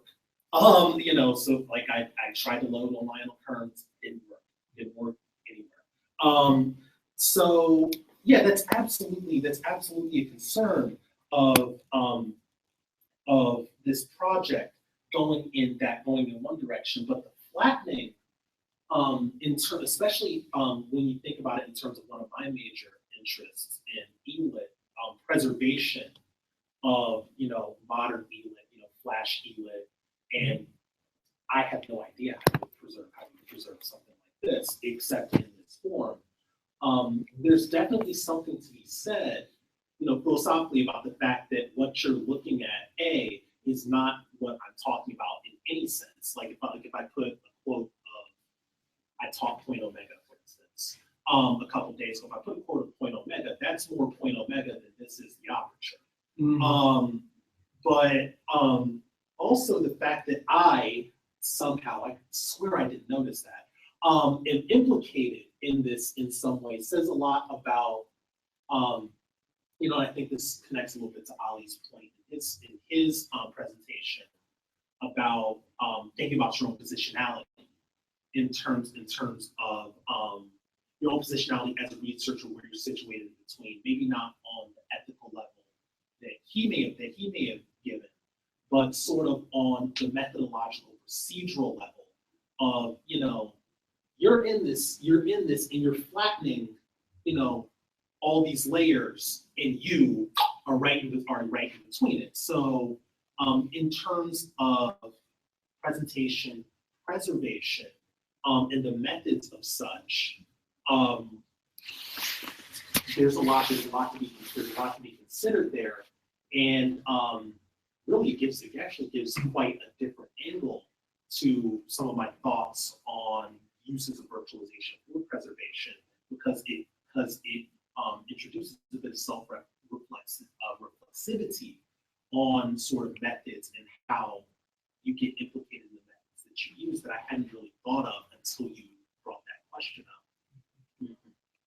This is actually related. I'm not going to make it a question. I'm just going to make a suggestion that as you continue with the project, it'd be well worth thinking about the word installation. So society has many ways to realize non-traditional objects, meaning making them socially impactful or make them economically impactful. Installation works in two ways here, right? An app has to be installed, but traditionally, for the last century or so, non-traditional artworks like this have been installed a different way. They've been made into installations, as we call them, which are one way of realizing their concrete value, placing them in a particular place. Might be interesting to think about the way that, I would use the word not flattening, but packaging, about the way this work is packaged in a way so that it occupies a form between software installation on the one hand as a value realizing process, and a different circuit of value realization in the aesthetic and museum cultures. So actually, what is the relationship between the way that value is produced in the museum circuit on one hand and the way the value is produced in software circuit? That's something this object is asking. Great. Thanks so much, Jamal.